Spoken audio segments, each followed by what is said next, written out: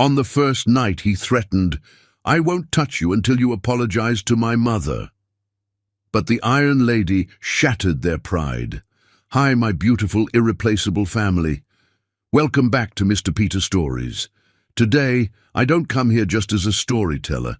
I come as a son whose heart still quietly weeps. It's been 6 years since I lost my father, on a rainy night that I'll never forget. I didn't cry at the funeral. I didn't cry in front of anyone. But when the sky poured its tears, I walked into the rain, and for the first time in my life, I broke. My tears blended with the storm, and no one could see the pain on my face, but God knew. Since that night, something in me changed. So I ask you, my family, is your father still alive? If he is, please don't wait. Call him, visit him, hug him tight, even if words are hard, because one day you'll reach for a voice that isn't there, and the silence will echo louder than thunder. And if your heart, like mine, carries that loss, I want you to know I am with you, in your pain, in your memories, in the empty chairs at the table. I see you. I feel you. Here is my prayer for you tonight. May the ones we've lost whisper peace into our hearts. May the rain carry their love back to us in silence. And may the emptiness we feel become the space where their memory lives forever. Please, don't scroll without a word. If you're with me, write in the comments, "I am with you." Let me feel your heart beside mine, because today I need you more than ever. Let's begin this story together, with trembling love and tears that connect our souls. The crystal chandeliers of the Meridian Hotel ballroom cast dancing shadows across the marble floor, each facet catching the warm glow of candlelight and transforming the space into something magical. Anne Petrilla adjusted the delicate strap of her midnight blue evening gown, her fingers trembling slightly as she surveyed the opulent charity gala surrounding her. She didn't belong here among the city's elite, and she knew it. But her firm had donated pro bono financial consulting services to the Children's Hospital Foundation, earning her an invitation to this glittering world she'd only read about in magazines. "You look like you're about to bolt," said Marcus Webb, her colleague and the reason she was here tonight. He appeared beside her with 2 champagne flutes, his easy smile meant to calm her nerves. "I feel like Cinderella at the ball," Anne murmured, accepting the glass gratefully. "Except I'm pretty sure my dress didn't cost 3 months' rent, and there's definitely no fairy godmother waiting in the wings." Marcus chuckled. "You're here because you earned it, Anne. Your financial analysis saved the foundation nearly half, $1 million in operational costs. You belong here more than half these people who just wrote checks to ease their guilt." Anne took a sip of champagne, letting the bubbles dance on her tongue as she watched the elegant crowd mingle around elaborate ice sculptures. Women in designer gowns that cost more than her annual salary glided past, their jewelry catching the light like fallen stars. Men in perfectly tailored tuxedos discussed business deals between bites of caviar and sips of champagne that probably cost more per bottle than she made in a week. "There's the foundation board," Marcus said, nodding toward a group near the silent auction tables. "Come on, I'll introduce you. They've been asking to meet the brilliant analyst who restructured their investment portfolio." But as they moved through the crowd, Anne found herself distracted by a commotion near the main entrance. A tall figure had just arrived, and the entire room seemed to shift toward him like iron filings drawn to a magnet. Even from across the ballroom, Anne could feel the change in energy, the way conversations paused and eyes turned. "Who is that?" she asked, though something in her chest already knew this man was different from everyone else in the room. Marcus followed her gaze and whistled low. Jerry Blevins, the Jerry Blevins, tech mogul, real estate empire, investment portfolio that could fund a small country. He's probably worth more than everyone in this room combined. Jerry Blevins moved through the crowd with the easy confidence, of a man who owned the world, stopping to shake hands and exchange pleasantries with people who clearly hung on his every word. He was devastatingly handsome in the way that seemed almost unfair, tall and broad-shouldered, with dark hair that looked like he'd run his fingers through it and sharp features that belonged on magazine covers. But it was his eyes that caught Anne's attention as he drew closer. Dark and intelligent, they seemed to see everything and everyone, missing nothing. "He donates millions to this foundation every year," Marcus continued, "but he usually just sends a check. I've never seen him actually attend one of these events." Those dark eyes were scanning the room now, and Anne felt her breath catch when they found hers across the crowded ballroom. Time seemed to slow, the conversations around them fading to a distant hum. Jerry's gaze held hers for a moment that stretched like eternity, and Anne felt something electric pass between them, recognition, attraction, something deeper that she couldn't name.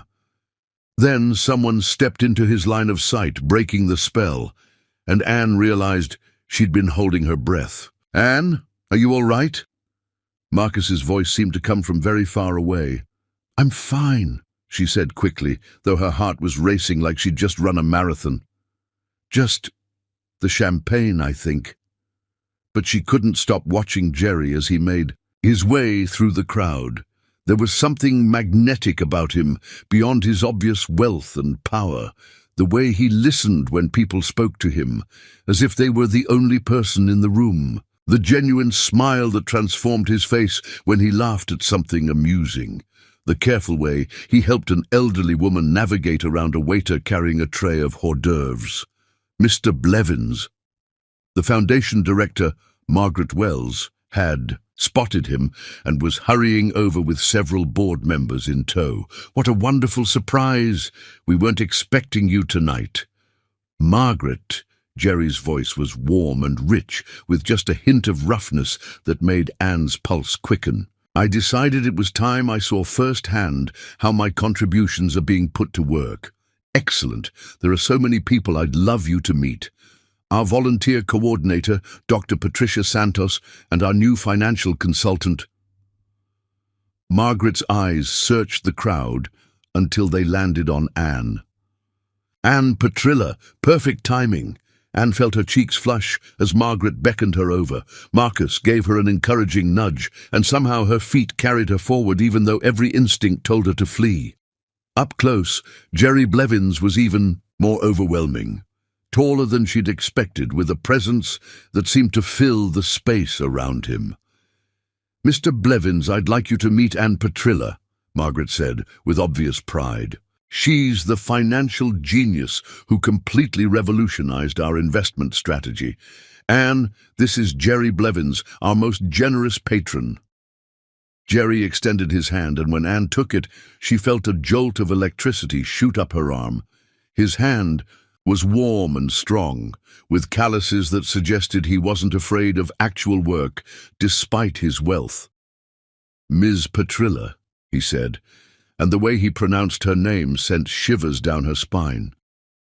"Margaret has been singing your praises all evening. I understand you've saved the foundation quite a bit of money. You just reorganized some underperforming assets and streamlined the operational budget," Anne said, proud that her voice came out steady despite the way his thumb was brushing across her knuckles. "Nothing revolutionary." "Modest too," Jerry said, his eyes crinkling with genuine amusement.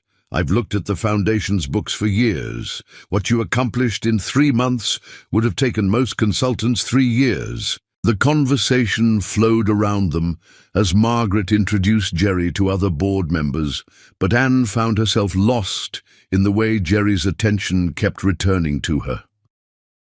When he asked about her background, she found herself telling him about growing up in a working-class neighborhood, putting herself through college, building her consulting practice from nothing. She expected to see the polite disinterest she usually encountered when mixing with the wealthy, but instead found genuine fascination. "You built your firm from scratch?" Jerry asked during a quiet moment when the others had moved to examine a particularly impressive auction item. Started in my studio apartment with a used laptop and a lot of determination, Anne admitted. It's not much compared to what you've built, but it's mine. It's everything, Jerry said with an intensity that surprised her. Building something from nothing, proving yourself on merit alone, that's worth more than inheriting an empire. There was something almost bitter in his tone, and Anne found herself studying his face more carefully. Beneath the confidence and charm, she glimpsed something else.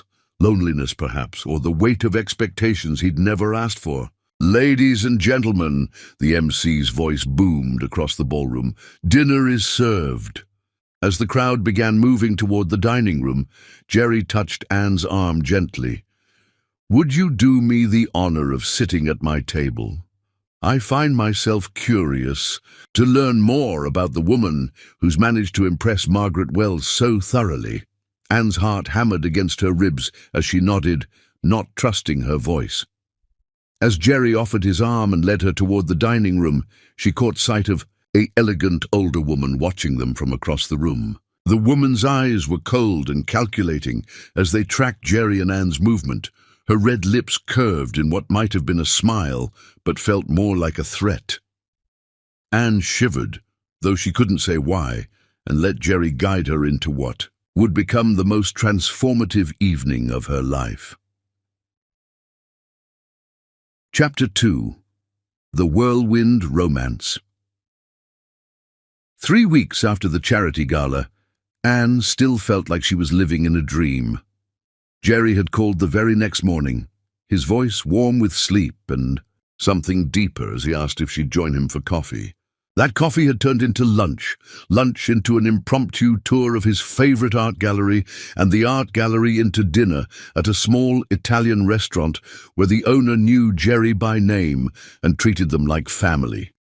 "You didn't have to have your driver pick me up," Anne said, as she slid into the leather seat of Jerry's Mercedes, trying not to feel overwhelmed by the luxury surrounding her. It was their 10th date, though she'd stopped counting after the 5th, and she still wasn't used to the way Jerry insisted on taking care of every detail. "I wanted to," Jerry said simply, his hand finding hers across the seat. "Besides, I have something special planned tonight." The something special turned out to be a private showing at the planetarium, where they lay on blankets beneath a sky full of artificial stars, while Jerry told her about his childhood dreams of becoming an astronaut.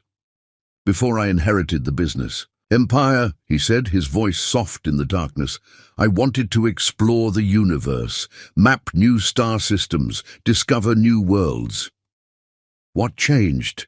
Anne asked, though she suspected she knew the answer.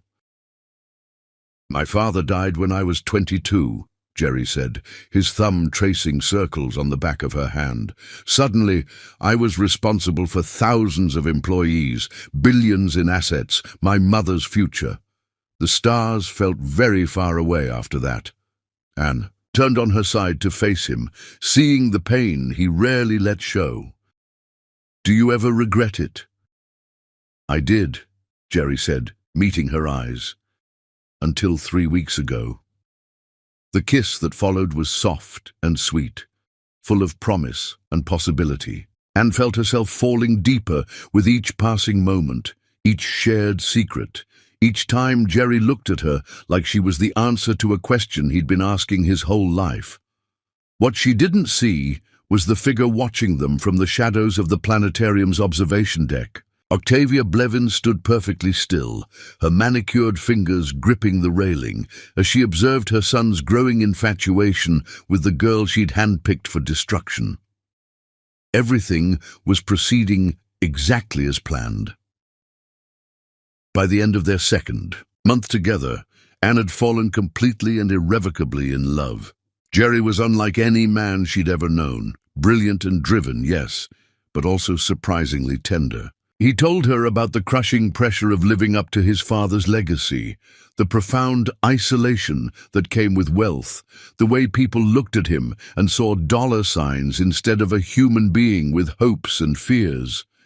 "Sometimes I feel like," I'm performing a role, he confessed one evening as they walked hand in hand through Central Park, playing the part of Jerry Blevins, billionaire CEO, when all I really want is to be Jerry, the man who builds model airplanes in his spare time and gets genuinely excited about obscure documentaries on ancient civilizations. You don't have to perform for me, Anne said, stopping to face him beneath a street lamp. I fell in love with Jerry, who quotes random historical facts when he's nervous and makes terrible jokes when he's trying to be charming. My jokes aren't terrible, Jerry protested with mock indignation. Your joke about the tax attorney and the endangered species was objectively awful, Anne laughed, reaching up to straighten his tie, even though it was already perfect. You laughed, Jerry pointed out, catching her hands and bringing them to his lips. I was being polite. You were being perfect, Jerry said, and the sincerity in his voice made Anne's heart skip. Anne, I need to tell you something. The seriousness in his tone made her stomach flutter with nervous anticipation. What is it? I love you, Jerry said, the words coming out in a rush, as if he'd been holding them back for weeks. I know it's only been 2 months, and I know this is fast, but I've never felt anything like this before. You make me want to be the man I was always meant to be, not the one everyone expects me to be. Anne felt tears spring to her eyes as she reached up to cup his face. I love you too, she whispered. So much it scares me sometimes. I love you too, she whispered. So much it terrifies me sometimes. Jerry's response was to kiss her with a passion that left them both breathless, right there under the street lamp, like something out of an old movie. When they finally broke apart, Jerry rested his forehead against hers, both of them breathing. Odd. Anne, he said, his voice rough with emotion. I know this is going to sound crazy, but I've been carrying something around for weeks, waiting for the right moment. He pulled out a small velvet box that seemed to appear from nowhere. I bought this the day after our first date, and I've been terrified to give it to you because I thought you'd think I'd lost my mind. Jerry, she began, but he was already dropping to one knee, pulling out a ring box that seemed to appear from nowhere. I know it's crazy, Jerry said, his hands shaking slightly as he opened the box to reveal a stunning vintage diamond that caught the lamplight like captured starfire.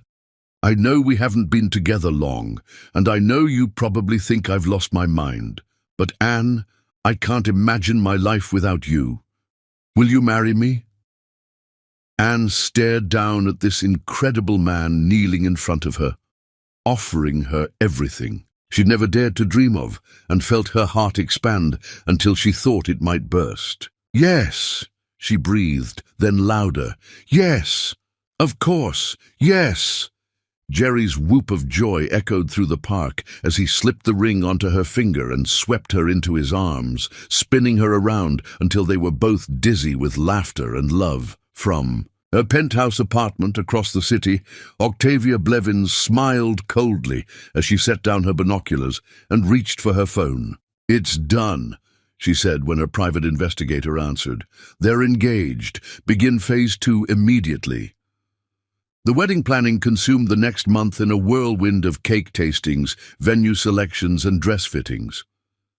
Jerry insisted on handling most of the arrangements, claiming he wanted Anne to enjoy the process rather than stress about details. What Anne didn't realize was that Octavia was orchestrating everything from behind the scenes, playing the role of supportive future mother-in-law while carefully positioning all the pieces for Anne's downfall. She seems lovely, darling, Octavia said over lunch at the country club, her voice dripping with false warmth as she discussed Anne with her circle of society friends. A bit, common, perhaps, but Jerry seems quite taken with her. Common? Asked Eleanor Ashworth, one of Octavia's oldest friends and biggest gossip. How so? Oh, you know, Octavia waved her hand dismissively. Working-class background, built her little business from nothing. Very admirable, really, in its own way, though one does wonder about her motivations. The seed was planted expertly, and Octavia watched with satisfaction as Eleanor's eyebrows raised in understanding. By evening, half of their social circle would be whispering about Jerry's gold-digging fiancé. Meanwhile, Anne remained blissfully unaware of the whispers spreading through high society. She was too caught up in the magic of planning a life with Jerry, too overwhelmed by his constant attention and affection to notice the subtle signs of manipulation surrounding them.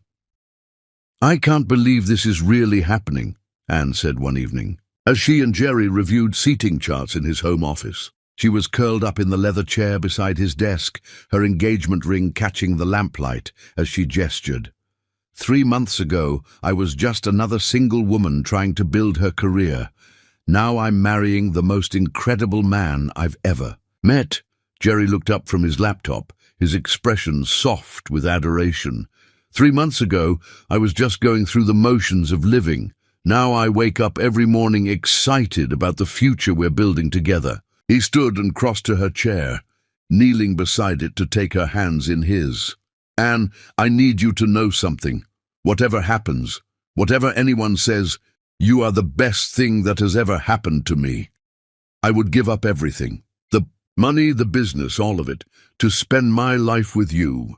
"Jerry," Anne said, touched by the intensity in his voice, "what brought this on?" "Just promise me," Jerry said urgently. "Promise me you'll remember that I love you more than anything in this world, no matter what."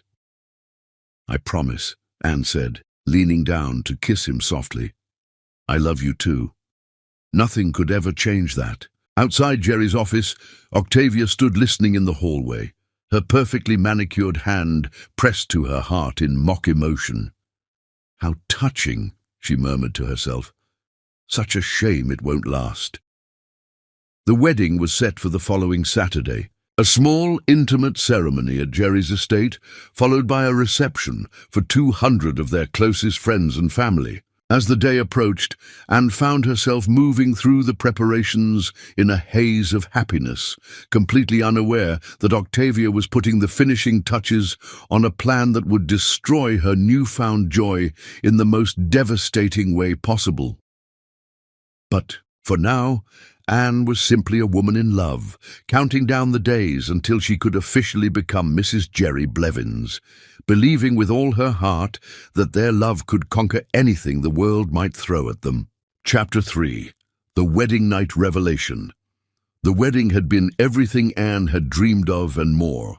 Standing beneath the rose-covered arbor in Jerry's garden, surrounded by the scent of jasmine and the warm glow of hundreds of candles, she had felt like the luckiest woman alive. Jerry's voice had broken with emotion as he recited his vows, promising to love her through every storm, to choose her every day for the rest of his life.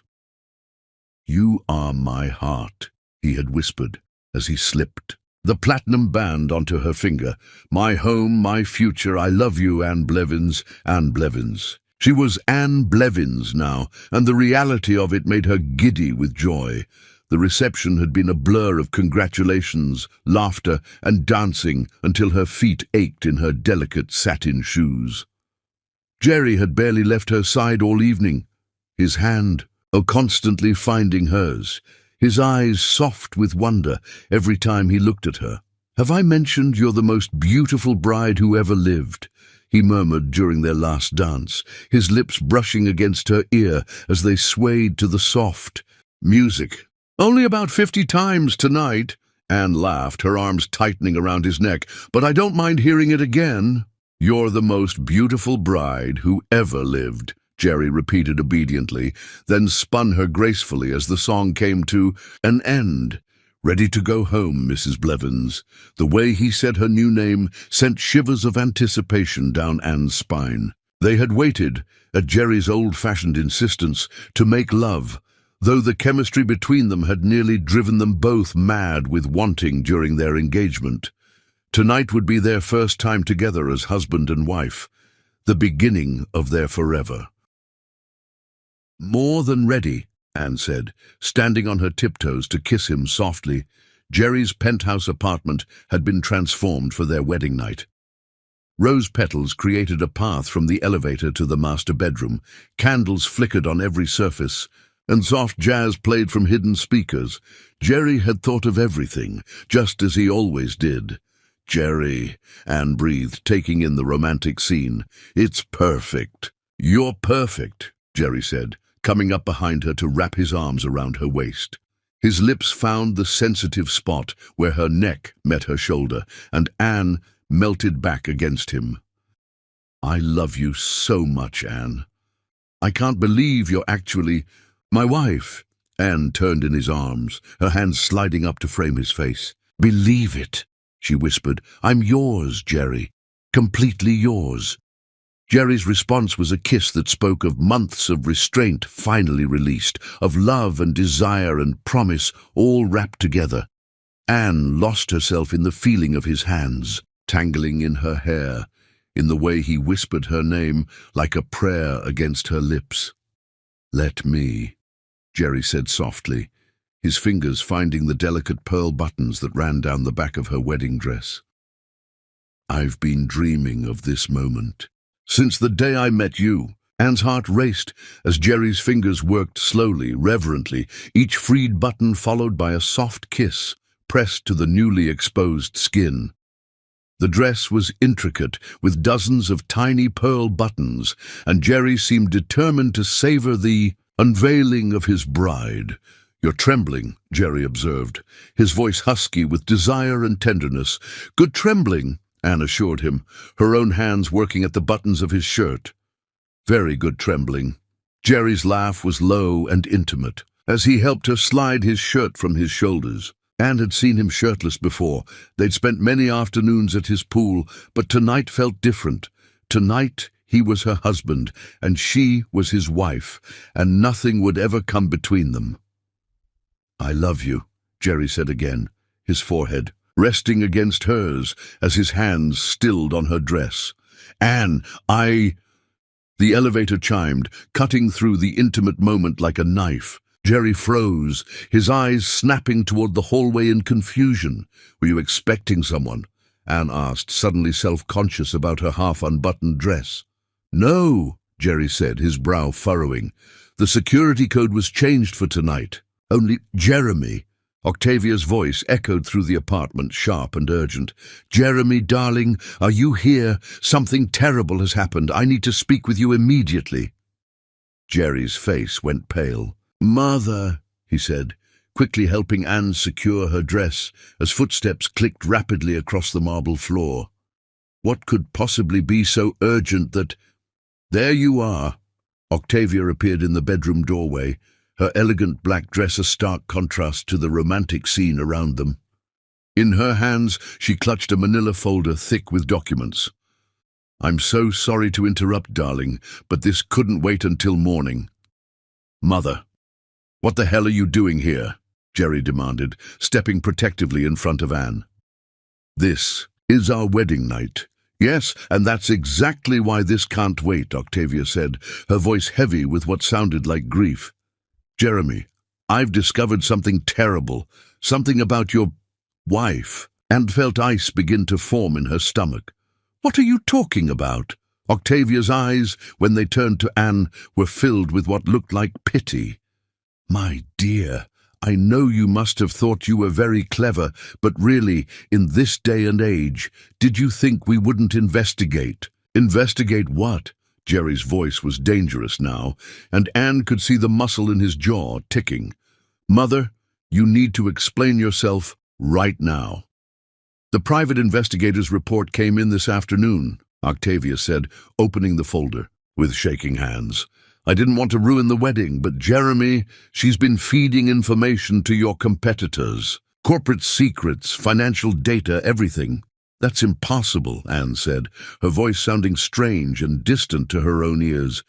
"I would never—" "Bank records showing payments from Meridian Industries," Octavia continued, pulling out papers, "and photographs. Email communications with their head of acquisitions, meeting logs, phone records. It's all here, darling." Jerry snatched the folder from his mother's hands, his face a mask of confusion and growing dread as he scanned the documents. Anne watched in mounting horror as his expression shifted from disbelief to shock, to something that looked like soul-deep betrayal. The evidence was overwhelming, professionally crafted, and designed to exploit every insecurity Jerry had ever harbored about being used for his wealth. "This can't be real," Jerry said, his voice hollow as he stared at bank statements bearing Anne's name and signature. "Anne, tell me this isn't real." "Jerry, those aren't real," Anne said desperately, reaching for him. "I don't know how she got these, but they're not real. I would never betray you." "The photography is quite clear," Octavia said sadly. "Here's Anne leaving Meridian Industries headquarters 3 weeks ago, and here's another from last month. The investigators followed her, Jeremy. They have everything documented." Anne stared at the photographs in Jerry's hands, professional surveillance shots that clearly showed her entering and leaving the Meridian building, except she'd never been to that building in her life. "These are fake," Anne said, her voice rising in panic. "Jerry, I swear to you, I've never even heard of Meridian Industries before tonight." "Really?" Octavia said, pulling out another sheet of paper. "Because according to their payroll records, you've been on their consulting roster for 6 months. They've paid you over $200,000 for inside information about Blevins Industries." Jerry's hands were shaking now as he stared at the bank statements bearing Anne's name and account number, showing regular deposits from Meridian Industries. The evidence was overwhelming, damning, and completely fabricated. "I don't understand," Jerry said, his voice hollow. "Anne, what is this?" "It's not real," Anne said, tears streaming down her face now. "Jerry, I love you. I would never, ever betray you. You have to believe me." "The emails are quite explicit," Octavia continued relentlessly. "Here's one from last week, where Anne promises to deliver the Henderson acquisition files. And another from 3 days ago, where she confirms the transfer of your personal investment portfolio details." Jerry looked up at Anne, and she felt her heart shatter at the pain and confusion in his eyes. "The Henderson deal," he said quietly. "How did you know about the Henderson deal? It was confidential." I don't know anything about a Henderson deal," Anne said desperately. "Jerry, please, you know me. You know I would never—" "She's very good," Octavia said, with what sounded like genuine admiration. "I have to give her credit. The performance has been flawless. Even I almost believed she truly cared for you." "Stop," Jerry said, his voice breaking. "Just stop." The bedroom fell silent except for Anne's quiet sobs and the sound of papers rustling as Jerry continued to look through the fabricated evidence.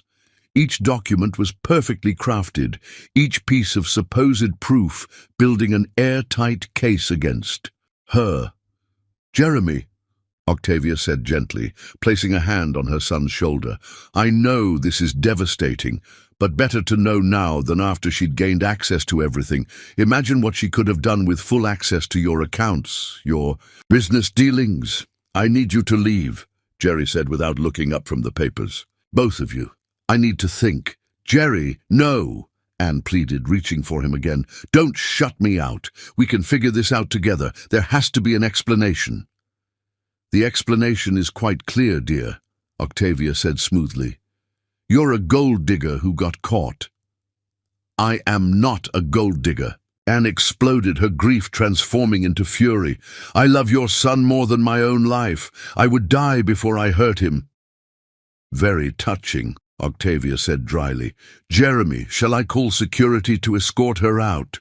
"No," Jerry said quickly, finally looking up. His eyes were red-rimmed and filled with a pain so deep that Anne felt it like a physical blow. "Anne, I need you to explain this. All of this." "I can't explain it because it's not real," Anne said, her voice breaking. "Jerry, please, look at me. Look into my eyes and tell me you see someone who could betray you." Jerry stared at her for a long moment, and Anne held her breath, praying that their love would be stronger than his mother's lies. But when he spoke, his voice was cold and foreign. "I trusted you with everything," he said quietly. "My heart, my secrets, my future. And all this time, you were using me." "No," Anne whispered. "Jerry, no. Until you can apologize to my mother." "For deceiving us both," Jerry said, the words coming out stilted and formal, as if he were reading from a script. "I will never touch you again." The words hit Anne like a physical blow, doubling her over with pain. She looked at Octavia, who was watching the destruction of her son's marriage with satisfied eyes, and finally understood the depth of the trap that had been laid for her. "I will never apologize for something I didn't do," Anne said, finding some core of strength she didn't know she possessed. "Jerry, when you come to your senses, I'll be waiting. But I won't lie to save your mother's twisted conscience." With that, Anne turned and walked out of the bedroom, leaving behind the rose petals and candles, the romantic dreams and whispered promises. Her marriage was over before it had truly begun, destroyed by lies she couldn't prove were false. As the elevator doors closed behind her, Anne heard Octavia's voice, soft and victorious. "Don't worry, darling. Mother will help you through this. You're better off without her." Chapter 4. The Cold War. The Blevins mansion had become a mausoleum of broken dreams. Anne moved through its opulent halls like a ghost, her footsteps echoing, on marble floors that had once promised forever, but now felt like the walls of an elegant prison. 3 weeks had passed since their wedding night catastrophe, and the silence between her and Jerry had become a living entity, suffocating them both with its relentless presence. She had taken up residence in the East Wing guest suite, as far from Jerry's master bedroom as she could get while still technically living in the same house. The irony wasn't lost on her. She had more space now than in her old studio apartment, but she'd never felt more trapped. Every morning, Anne woke to the sound of Jerry's footsteps in the hallway as he left for work before dawn, clearly timing his departure to avoid seeing her. Every evening, she heard his car in the driveway long after dinner, ensuring he wouldn't have to share a meal with the wife he no longer trusted. The staff had been dismissed, all except Mrs. Chen, the housekeeper, who had worked for the Blevins family for 20 years. Anne suspected Jerry had kept her on to act as a buffer, someone to ensure they were never truly alone together. Mrs. Chen was kind but professional, treating Anne with the same courtesy she showed all members of the household, though Anne sometimes got her watching with sympathetic eyes. "Mr. Blevins asked me to inform you that he'll be working late again tonight," Mrs. Chen said one Thursday morning, as Anne sat alone at the massive dining room table, picking at her breakfast. "He won't be home for dinner." "Of course not," Anne murmured, not looking up from her untouched eggs Benedict. "Has he been home for dinner at all this week?" Mrs. Chen's silence was answer enough. Anne pushed her plate away and walked to the floor-to-ceiling windows that overlooked the garden where they'd been married less than a month ago. The roses were still blooming, their petals now scattered across the ground like confetti from a celebration that felt like a lifetime ago. She pressed her palm against the cool glass, remembering how Jerry had kissed her beneath the arbor, how his voice had shaken as he promised to love her forever. The memory felt like pressing on a bruise, painful but somehow necessary. "Mrs. Blevins," Mrs. Chen's voice was gentle. "Perhaps you'd like to go out today, visit friends, go shopping. The fresh air might do you good." Anne almost laughed. What? Friends? The few relationships she'd maintained during her whirlwind romance with Jerry had withered under the intensity of their courtship. Her former colleagues treated her with barely concealed resentment. She'd landed the ultimate prize, the billionaire husband, and then somehow managed to screw it up. The society wives who might have welcomed her into their circle whispered behind her back, thanks to Octavia's careful seed planting.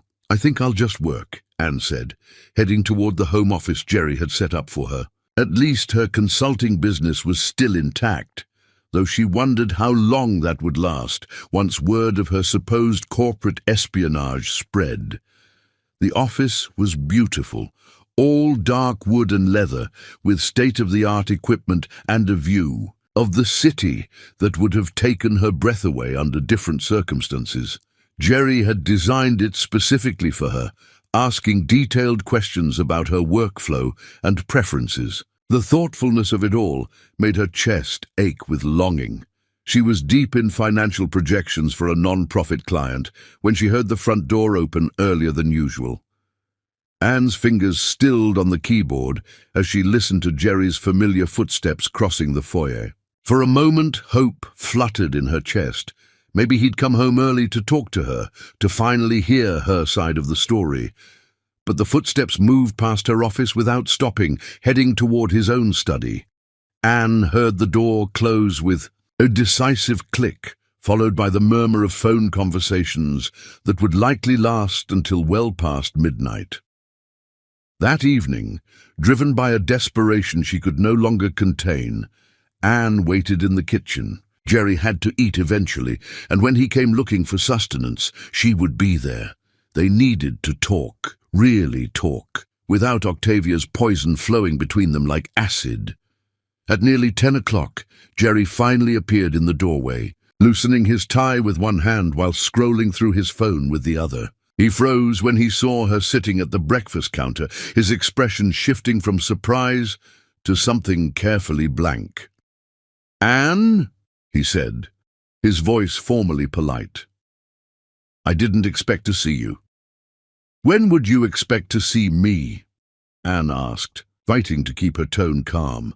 "You leave before I wake up and come home after I go to bed. We live in the same house, but I haven't seen you in 4 days. Jerry's jaw tightened almost imperceptibly. "I've been busy." "Too busy to talk to your wife, my wife who's been selling my secrets to competitors." The words came out sharp and bitter, and Anne flinched as if he'd slapped her. "I didn't sell anything to anyone," Anne said quietly. "Jerry, please, just listen to me for 5 minutes. Look at those documents again. Really look at them. The dates, the signatures, the account numbers. Something isn't right." Jerry's phone buzzed, and he glanced at it automatically. "I have a call with Tokyo in 10 minutes. "Of course you do," Anne said, hurt bleeding through her careful composure. "You always have a call or a meeting or somewhere else to be. Anything. To avoid dealing with this." "Dealing with what exactly?" Jerry's voice rose slightly, the first real emotion he'd shown her in weeks. "Dealing with the fact that my wife, has been betraying me from the beginning. That everything between us was a lie, everything between us was real." Anne stood up, her own voice breaking with frustration. "Our first date, our first kiss, the way you told me about your dreams under those fake stars, all of it was real, Jerry. The only lie is whatever your mother convinced you to believe." Jerry's expression shuttered at the mention of Octavia. "My mother has nothing to do with this. She was trying to protect me." "From what? From being happy?" Anne took a step toward him, then stopped when he moved back. "Jerry, your mother has manipulated you your entire life. She controls everything. Your business, your social circle, your relationships. Did you ever wonder why none of your previous girlfriends lasted more than a few months?" "Stop," Jerry said, his voice dangerous now. "Don't you dare try to turn this around on my mother. She's the only family I have left. And I'm your wife!" Anne's composure finally cracked, tears streaming down her face. "Or I was supposed to be. I love you, Jerry. I love you so much it's destroying me to watch you shut me out like this." For a moment, Jerry's carefully controlled mask slipped, and Anne saw the pain underneath, raw and bleeding and terrible. His hand moved toward her, an unconscious gesture that he caught and pulled back. "Don't," he said quietly. "Please don't make this harder than it already is." "Then listen to me," Anne pleaded. "Just listen. I've never heard of Meridian Industries before that night. I've never been to their building, never spoken to their employees, never received a single payment from them.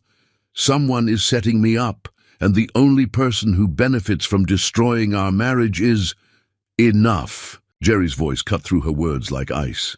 "I've seen the evidence, Anne. Bank records don't lie, photographs don't lie." "But they can be faked," Anne said desperately. "Jerry, you're a businessman. You know how easy it is to create false documents. In the digital age, please just have your people investigate Meridian Industries. Check their employee records, their real client list. You'll see—" "I'll see what I need to see," Jerry said, but something in his voice suggested he wasn't as certain as he pretended. "My lawyers are already handling the situation," Anne felt a chill run down her spine. "What lawyers? Jerry, what are you talking about?" Jerry's phone buzzed again, and he glanced at it with what looked like relief at the interruption.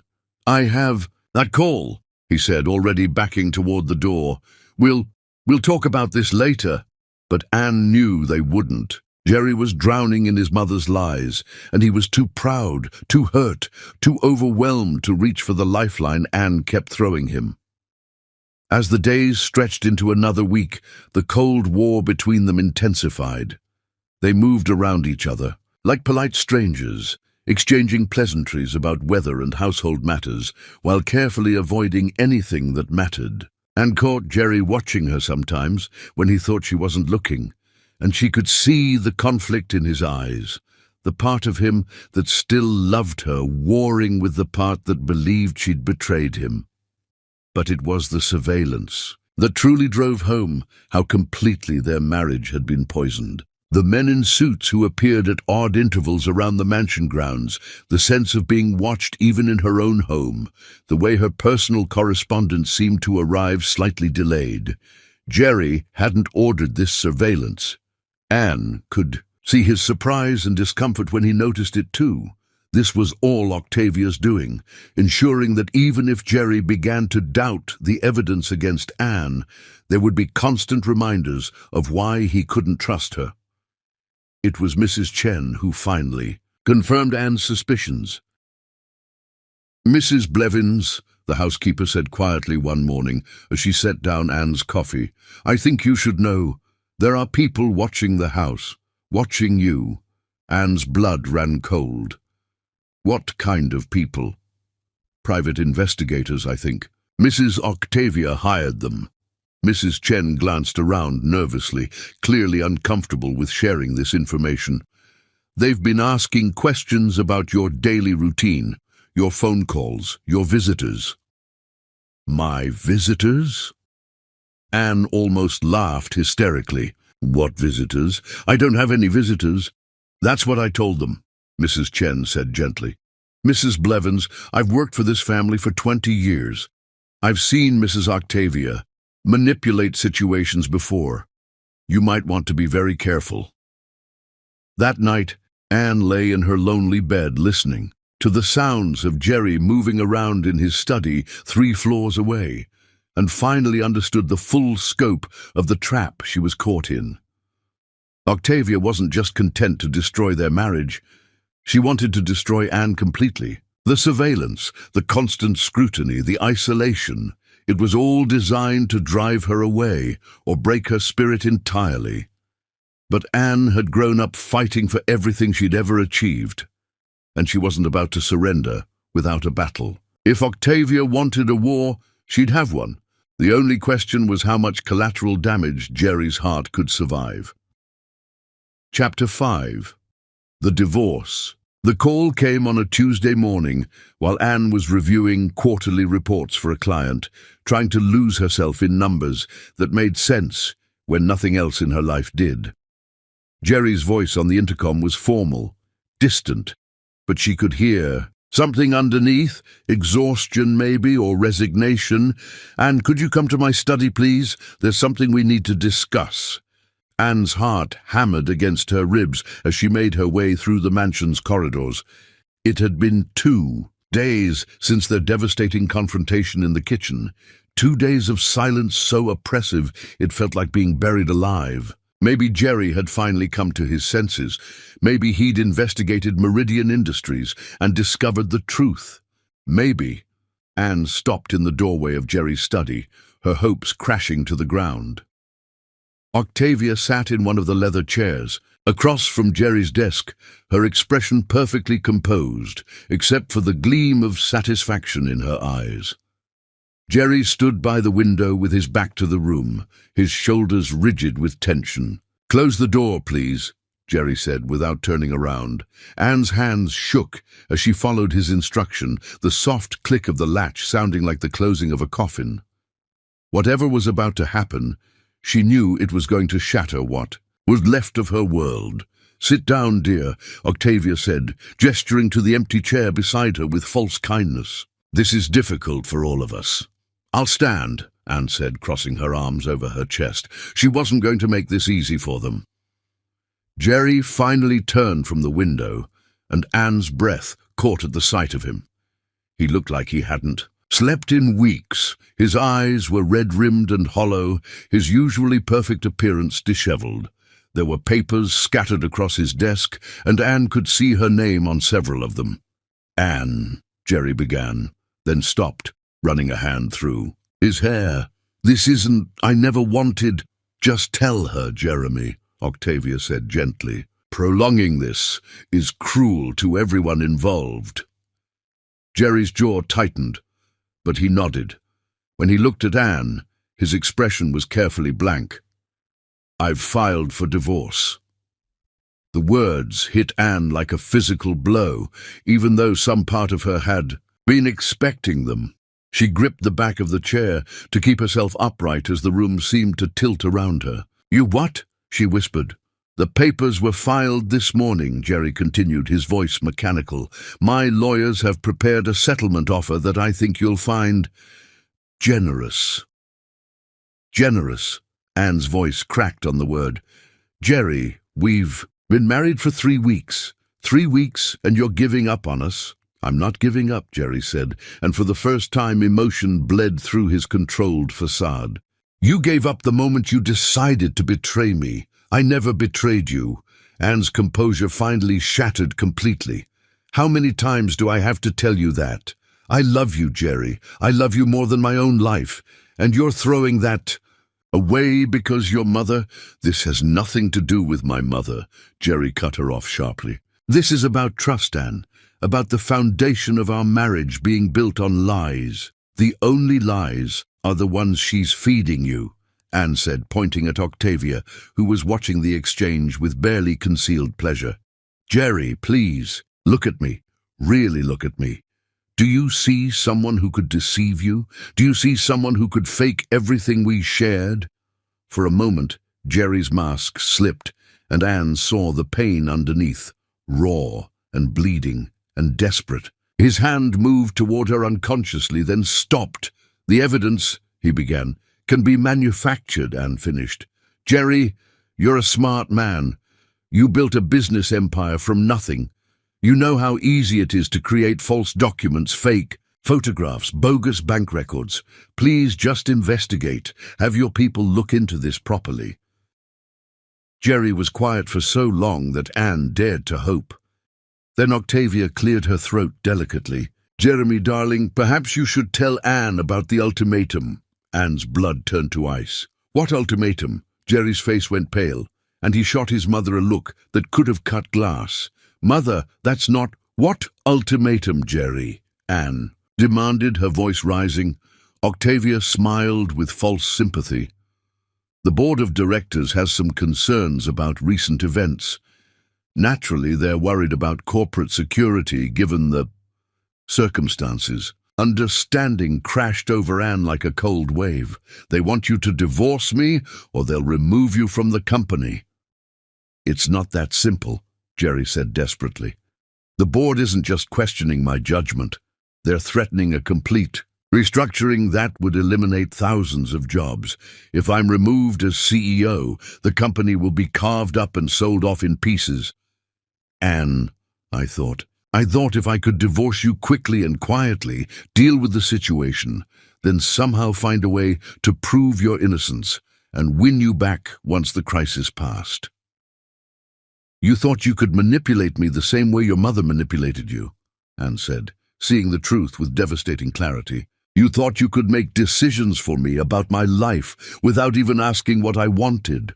"And you orchestrated this," Anne said, staring at Octavia with a mixture of horror and grudging admiration. "You planned all of this, the fake evidence, the board pressure, even our meeting at the charity gala." "I have no idea what you're talking about," Octavia said innocently. "I simply brought some concerning information to the board's attention. They reached their own conclusions." Anne turned back to Jerry, who was staring at the floor like he couldn't bear to meet her eyes. "So this is it? You're choosing the company over me?"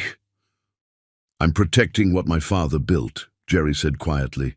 "I'm protecting thousands of jobs, billions in assets, the legacy that will support our—" He stopped abruptly. "Our what?" Anne asked. "Our future." "We don't have a future, Jerry. You just made sure of that." Jerry finally looked up, and Anne saw something break behind his eyes. "The settlement includes a substantial financial package. You'll never have to work again, never have to worry about money. You can start over anywhere you want." "I don't want your money," Anne said, tears streaming down her face. "I want my husband. I want the man who promised to love me through every storm, who said he'd choose me every day for the rest of his life." "That man believed he was marrying someone honest," Jerry said, his voice hollow. "That man was naive. That man was right. The first time," Anne said desperately. "Jerry, please, don't do this. Don't let her win." "This isn't about winning or losing," Jerry said. "This is about doing what's necessary." Anne stared at him for a long moment, seeing the man she loved disappearing behind walls of hurt and duty and misguided loyalty. Finally, she nodded. "Fine," she said, her voice steadier than she felt. "Where do I sign?" Jerry flinched as if she'd struck him. "Anne, you don't have to decide right now. You can take time to review the terms, have your own lawyer look at—" "Where do I sign?" Anne repeated. With shaking hands, Jerry shuffled through the papers on his desk until he found the divorce documents. Anne took the pen he offered and signed her name with quick, decisive strokes, not bothering to read the terms. She didn't care about money or property or any of it. "There," she said, setting the pen down with a sharp click that echoed like a gunshot in the silent room. "Is there anything else you need from me?" "Anne," Jerry said, and his voice broke on her name like a man drowning. "I'm sorry. I'm so desperately sorry this happened."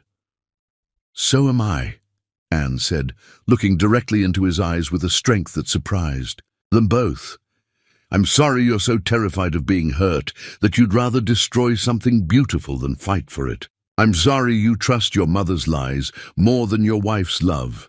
And I'm sorry that when you finally realize the truth, it's going to destroy you." She turned to leave, then stopped at the door. "For what it's worth, Jerry, I would have chosen you. Over money, over security, over everything. I would have chosen you every single time."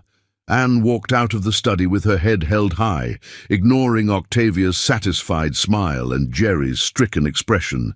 She made it all the way to her room before she collapsed, sobbing into her hands as the magnitude of what had just happened hit her.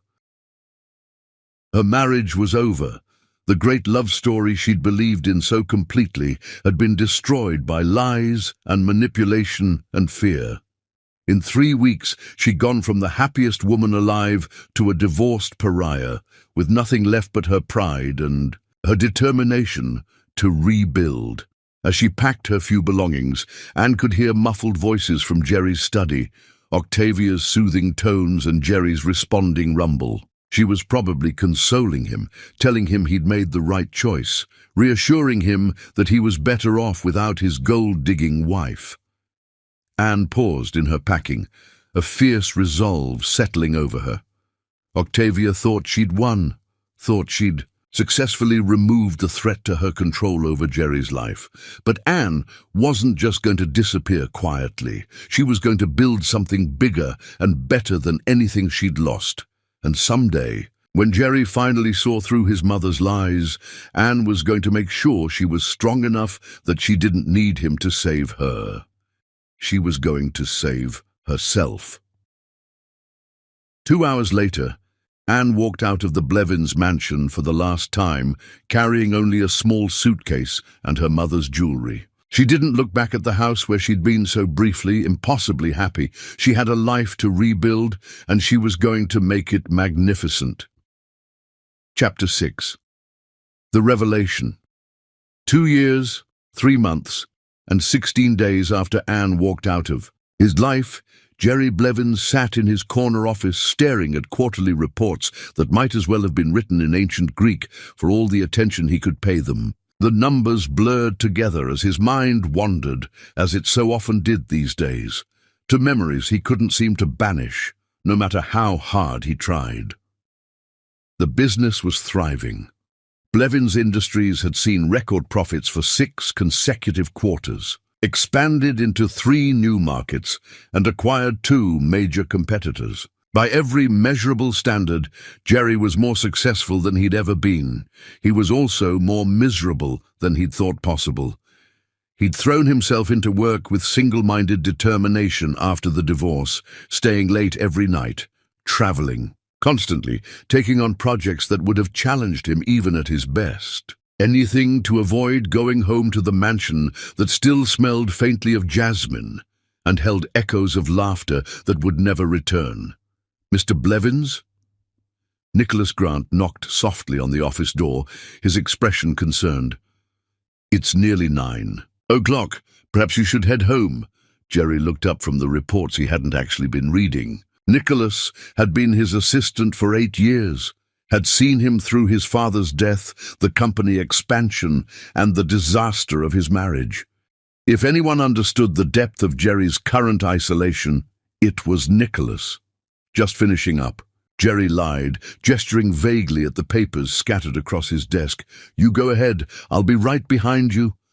Nicholas hesitated in the doorway. "Sir, with respect, you said that yesterday, and the day before. When was the last time you went? Home before midnight?" Jerry couldn't remember. The mansion felt like a mausoleum now, filled with staff who spoke in whispers and a mother who watched him with satisfied eyes. He'd moved out of the master bedroom after the divorce, too many memories of what might have been, and now lived like a guest in his own home. "I'm fine, Nicholas," Jerry said, forcing a smile. "Really, go home to your family." Nicholas looked like he wanted to argue, but he nodded reluctantly. "I'll see you in the morning, sir. Try to get some sleep." After Nicholas left, Jerry abandoned any pretense of working and moved to the floor-to-ceiling windows that overlooked the city. Somewhere out there, Anne was living her life without him.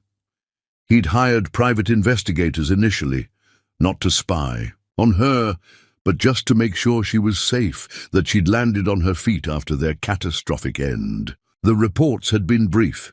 She'd moved across the country, started her own consulting firm, seemed to be doing well professionally. He'd stopped the surveillance after 6 months, partly because it felt like an invasion of her privacy, and partly because the reports were destroying him. Each confirmation that she was building a life without him felt like losing her all over again. Jerry pressed his palm against the cool glass and wondered, not for the first time, if he'd made the most catastrophic mistake of his life. The evidence against Anne had been overwhelming, professionally assembled, and completely convincing. But sometimes, in the quiet moments between sleep and waking, he remembered the look in her eyes when she'd signed those divorce papers, not guilty or relieved, but heartbroken and betrayed. A soft chime from Nicholas's computer in the outer office interrupted his brooding. Jerry frowned. Nicholas was meticulous about logging off, never leaving sensitive information accessible.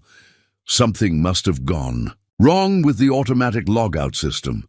Jerry walked into the assistant's office to power down the system manually, but stopped when he saw an email notification flashing on the screen. The subject line made his blood run cold. Final payment. A. Petrilla Project. Nicholas had been conducting a routine audit of company expenses, Jerry realized, seeing the spreadsheets open on the desktop. He must have discovered some irregularities. in payments made through Octavia's discretionary fund, and been investigating them when he left for the evening. With trembling fingers, Jerry clicked on the email. What he saw made his world collapse.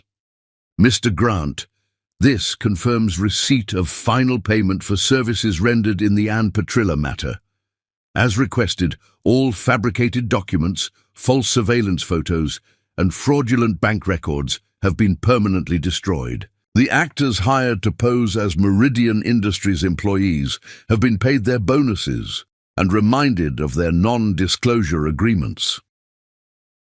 Mrs. Octavia Blevins has expressed satisfaction with the project's outcome and has recommended our services to several associates. We appreciate her business and look forward to future collaborations. Regards, Carson Investigative Services. Jerry stared at the screen, reading the email over and over, as the full magnitude of what had been done crashed over him like a tsunami of betrayal. The evidence against Ann, every single piece of it, had been fabricated. The bank records, the photographs, the meetings with Meridian Industries, everything. It had all been lies, carefully crafted and professionally executed at his mother's direction, designed to destroy the woman he loved. My God, Jerry whispered, sinking into Nicholas's chair as his legs gave out completely. Ann was innocent. She was completely innocent, and I destroyed her. The timeline began to piece itself together with horrible clarity. Octavia had orchestrated everything from the moment Jerry first mentioned Ann's name. The investigation, the fabricated evidence, the board pressure, all of it designed to eliminate the threat Ann posed to Octavia's control over her son's life. Jerry's hands shook as he forwarded the email to his personal account, then began searching through Nicholas's files for any other evidence of the conspiracy. What he found made him physically ill. Financial records showing payments to the investigative firm, communications detailing the exact fabrications needed, even notes about timing the revelation for maximum emotional impact. His mother had planned Ann's destruction with the precision of a military campaign. Jerry stumbled back to his office and collapsed into his chair, the weight of his betrayal crushing down on him. Ann had begged him to investigate, had pleaded with him to look deeper into the evidence. She'd sworn her innocence right up until the moment she signed the divorce papers, and he'd dismissed her protests as the desperate lies of someone caught in their deception. He'd chosen his mother's lies over his wife's truth. He'd chosen duty and fear over love and trust. He'd destroyed the most precious thing in his life because he'd been too cowardly to believe in something beautiful. The intercom buzzed, startling him out of his spiral of self-recrimination. "Mr. Blevins," the night security guard's voice was cautious, "your mother is here to see you." Jerry's grief crystallized into rage so pure and consuming that he could barely speak. "Send her up." Octavia swept into his office 5 minutes later, elegant and perfectly composed, as always. She was wearing the smile she reserved for moments when she was particularly pleased with herself. "Jeremy, darling, you're working so late again. You really must learn to delegate more effectively." She settled into the chair across from his desk as if she owned the place, which Jerry realized she essentially did. "I was just having dinner with Eleanor Ashworth, and she mentioned that the Sinclair girl might be perfect for you. She's lovely, well-bred, and her father owns—" "Shut up!" Octavia's perfectly arched eyebrows rose in surprise. "Excuse me." I said, "Shut up, Mother." Jerry's voice was deadly quiet as he turned his computer screen toward her. "Would you like to explain this?" Octavia's face went pale as she read the email, but she recovered quickly. "Jeremy, I have no idea what you're talking about. This must be some kind of mistake." "Carson Investigative Services," Jerry continued, his voice getting stronger with each word. "Ring any bells? How about the $200,000 you paid them to fabricate evidence against my wife?" "Ex-wife," Octavia corrected automatically, then seemed to realize what she'd revealed. Jeremy, you don't understand. I understand perfectly. Jerry stood up, towering over his mother for the first time in his adult life. You destroyed my marriage. You destroyed the woman I love. You turned me into the kind of man who would betray his own wife based on lies. She was wrong for you. Octavia's composure finally cracked, revealing the calculating manipulator underneath. She was common, grasping, completely inappropriate for someone in your position. I was protecting you. You were protecting your control over me. Jerry cut her off. Anne was the best thing that ever happened to me, and you couldn't stand that she made me happy. She was a gold digger. She never touched a penny of my money, Jerry roared. She signed the divorce papers without even reading the settlement terms. She walked away from millions of dollars because she had too much dignity to take anything from the man who'd betrayed her so completely. Octavia stood as well, her own anger finally showing. She was making you weak, Jeremy, soft. She was turning you against your own family. You are not my family, Jerry said, each word precise and cutting like surgical steel.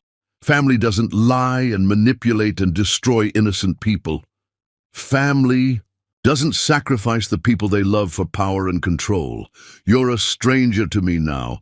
Everything I did for you. Everything you did for yourself. Jerry moved around the desk to stand directly in front of his mother. You couldn't bear to lose your influence over me, so you destroyed the woman who might have set me free. Octavia's mask slipped completely now, revealing the cold calculation underneath. Fine. Yes, I orchestrated it all. But I was right about her, Jeremy. She was wrong for you, wrong for this family, wrong for the business. You would have realized it eventually. Get out. Jeremy, get out of my office, get out of my building, and get out of my life. Jerry's voice was ice cold now. You're fired from the board of directors, effective immediately. Your access to company accounts is revoked, your corporate credit cards are cancelled, and your position as family liaison is terminated. Octavia stared at him in shock. You can't be serious. I'm your mother. You stopped being my mother the day you decided to destroy my wife, Jerry said. Security will escort you from the building. Any attempt to contact me or interfere with my business will result in criminal charges. For the first time in his life, Jerry saw his mother look genuinely afraid. Jeremy, please, we can work this out. We can find a way.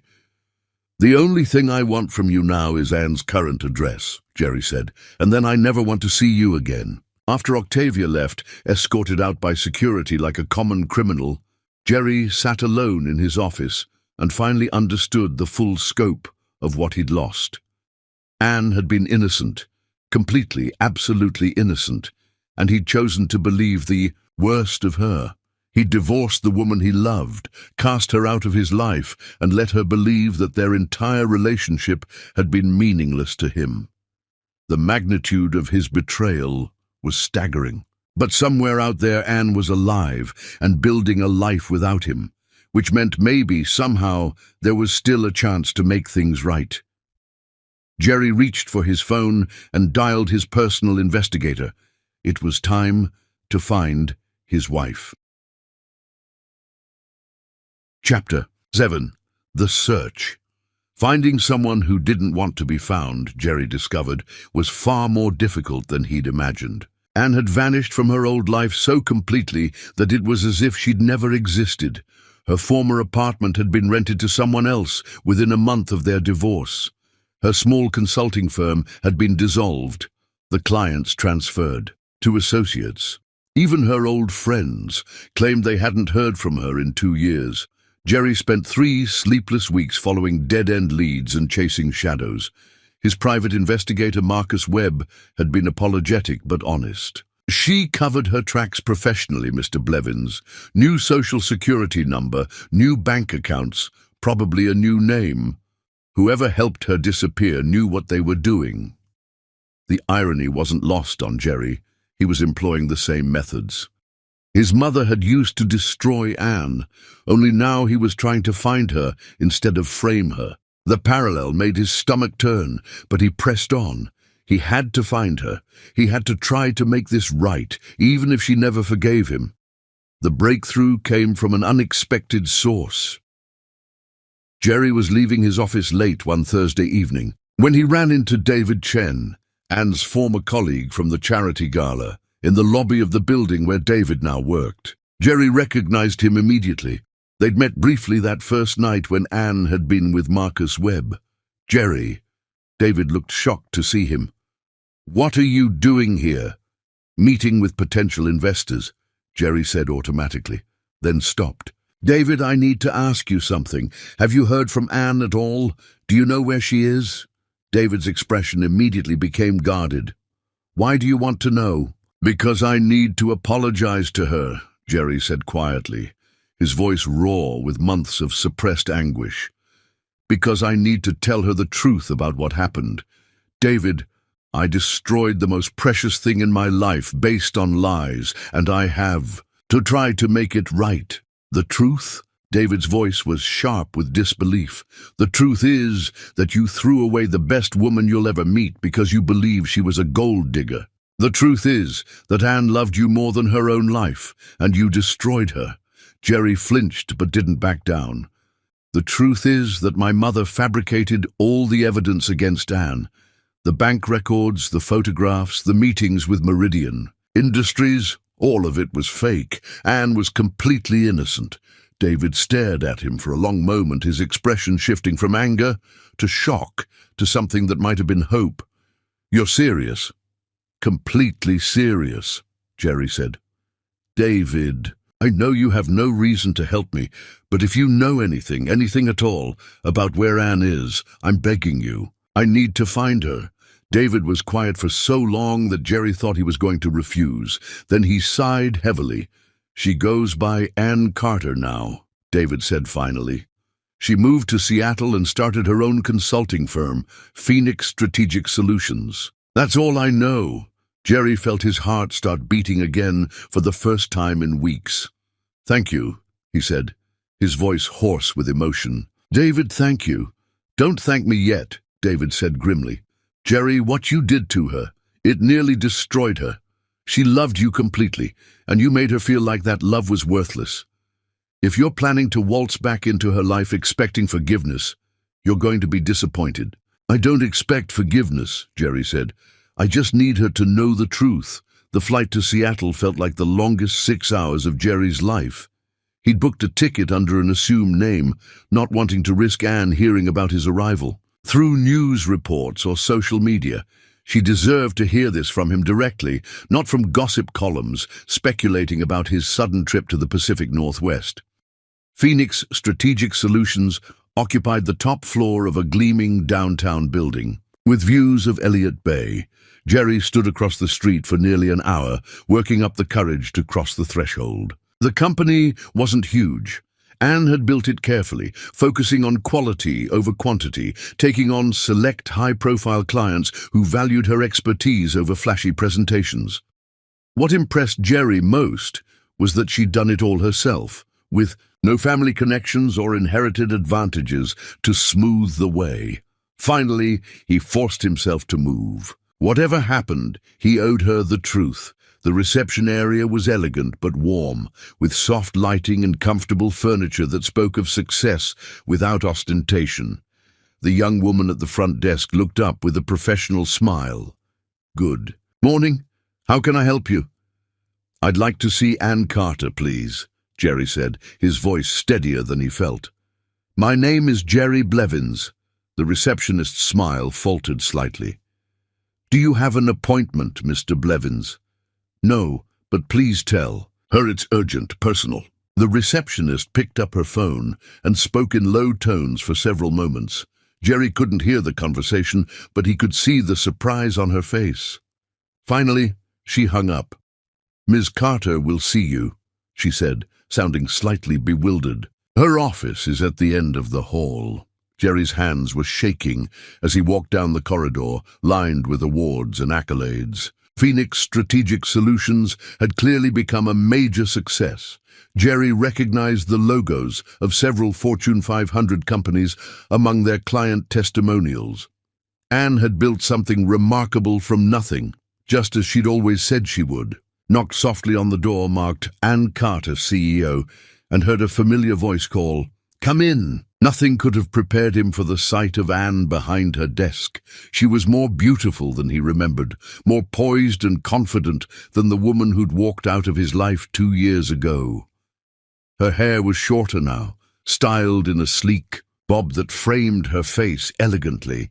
She wore a charcoal business suit that probably cost more than most people made in a month, and her makeup was flawless. But it was her eyes that stopped him cold. They were guarded, wary, and completely devoid of the warmth he remembered. "Hello, Jerry," Anne said, her voice professionally polite. "Please sit down." Jerry remained standing, suddenly unsure how to begin.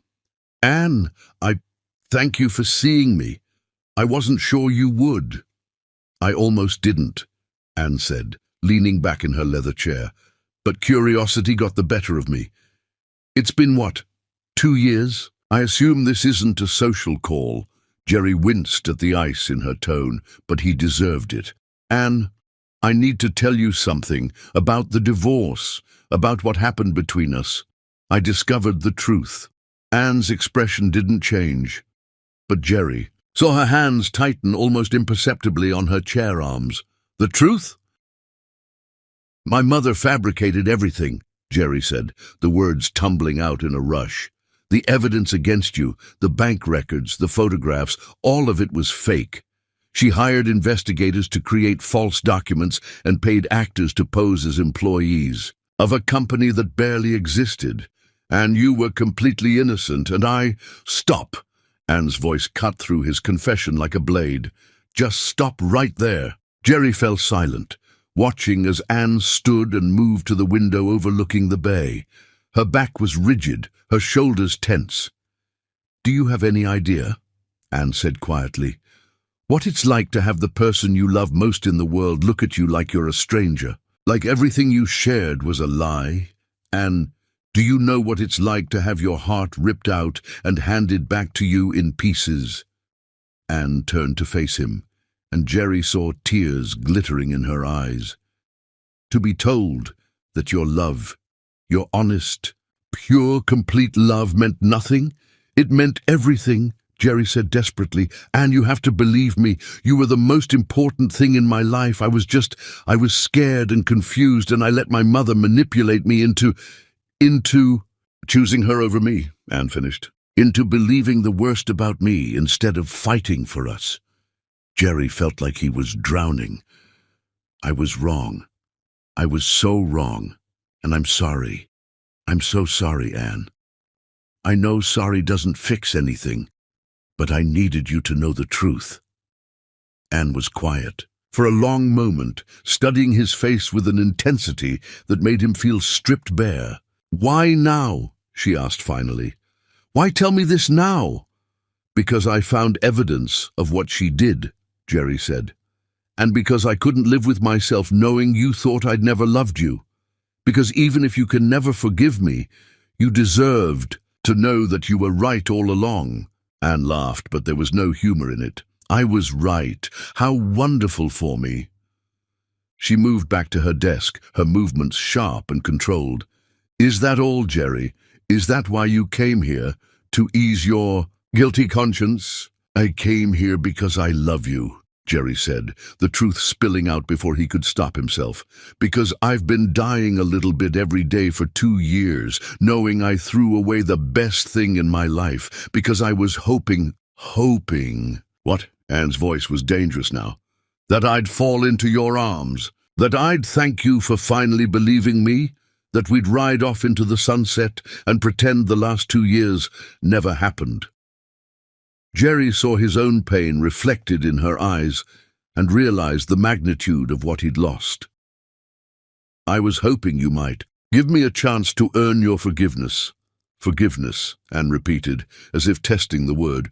"Jerry, you didn't just divorce me. You made me question everything about myself. You made me wonder if I was the kind of person who could lie and manipulate and betray. You destroyed my trust in my own judgment, in my own worth. Anne, please. I spent months in therapy, Anne continued, her voice growing stronger. Months, rebuilding my self-esteem, learning to trust my own perceptions again. I had to completely reinvent myself, start over from nothing, because the life we'd planned together was built on quicksand. Jerry felt tears burning his eyes. I know I hurt you. I know I failed you in every way that mattered. But Anne, what we had was real. That wasn't fake, even if everything else was. Was it real? Anne asked, and the doubt in her voice cut him to the bone. Because the man I fell in love with would have fought for me. He would have trusted me. He would have chosen love over fear. I'm not that man anymore, Jerry said quietly. I'm trying to become him again, but I know I might be too late. Anne was quiet for so long that Jerry thought she wasn't going to respond. When she finally spoke, her voice was barely above a whisper. There's someone at the door. Jerry turned to see a young woman in the doorway. Anne's assistant, he assumed. Ms. Carter, the woman said hesitantly. I'm sorry to interrupt, but you have the Morrison meeting in 10 minutes. Thank you, Stephanie, Anne said, her professional mask sliding back into place. Mr. Blevins was just leaving. Jerry knew a dismissal when he heard one, but he couldn't bring himself to move. Anne, please, can we talk more? Maybe dinner or... No, Anne said firmly. Jerry, I'm glad you told me the truth, really, but I've moved on. I've built a life here, and I won't let you disrupt it. Jerry nodded, his heart breaking all over again. If you change your mind, he said, pulling out a business card and setting it on her desk. My number is on there. Day or night, Anne, I'll wait as long as it takes. As he reached the door, Anne's voice stopped him. Jerry. When he turned back, she was looking at him with an expression he couldn't read. For what it's worth, I'm sorry too. Sorry it took 2 years for you to find the courage to believe in me? Jerry nodded, unable to speak past the lump in his throat. As he walked out of her office, he heard Anne's assistant say something that made his heart skip. Miss Carter, are you all right?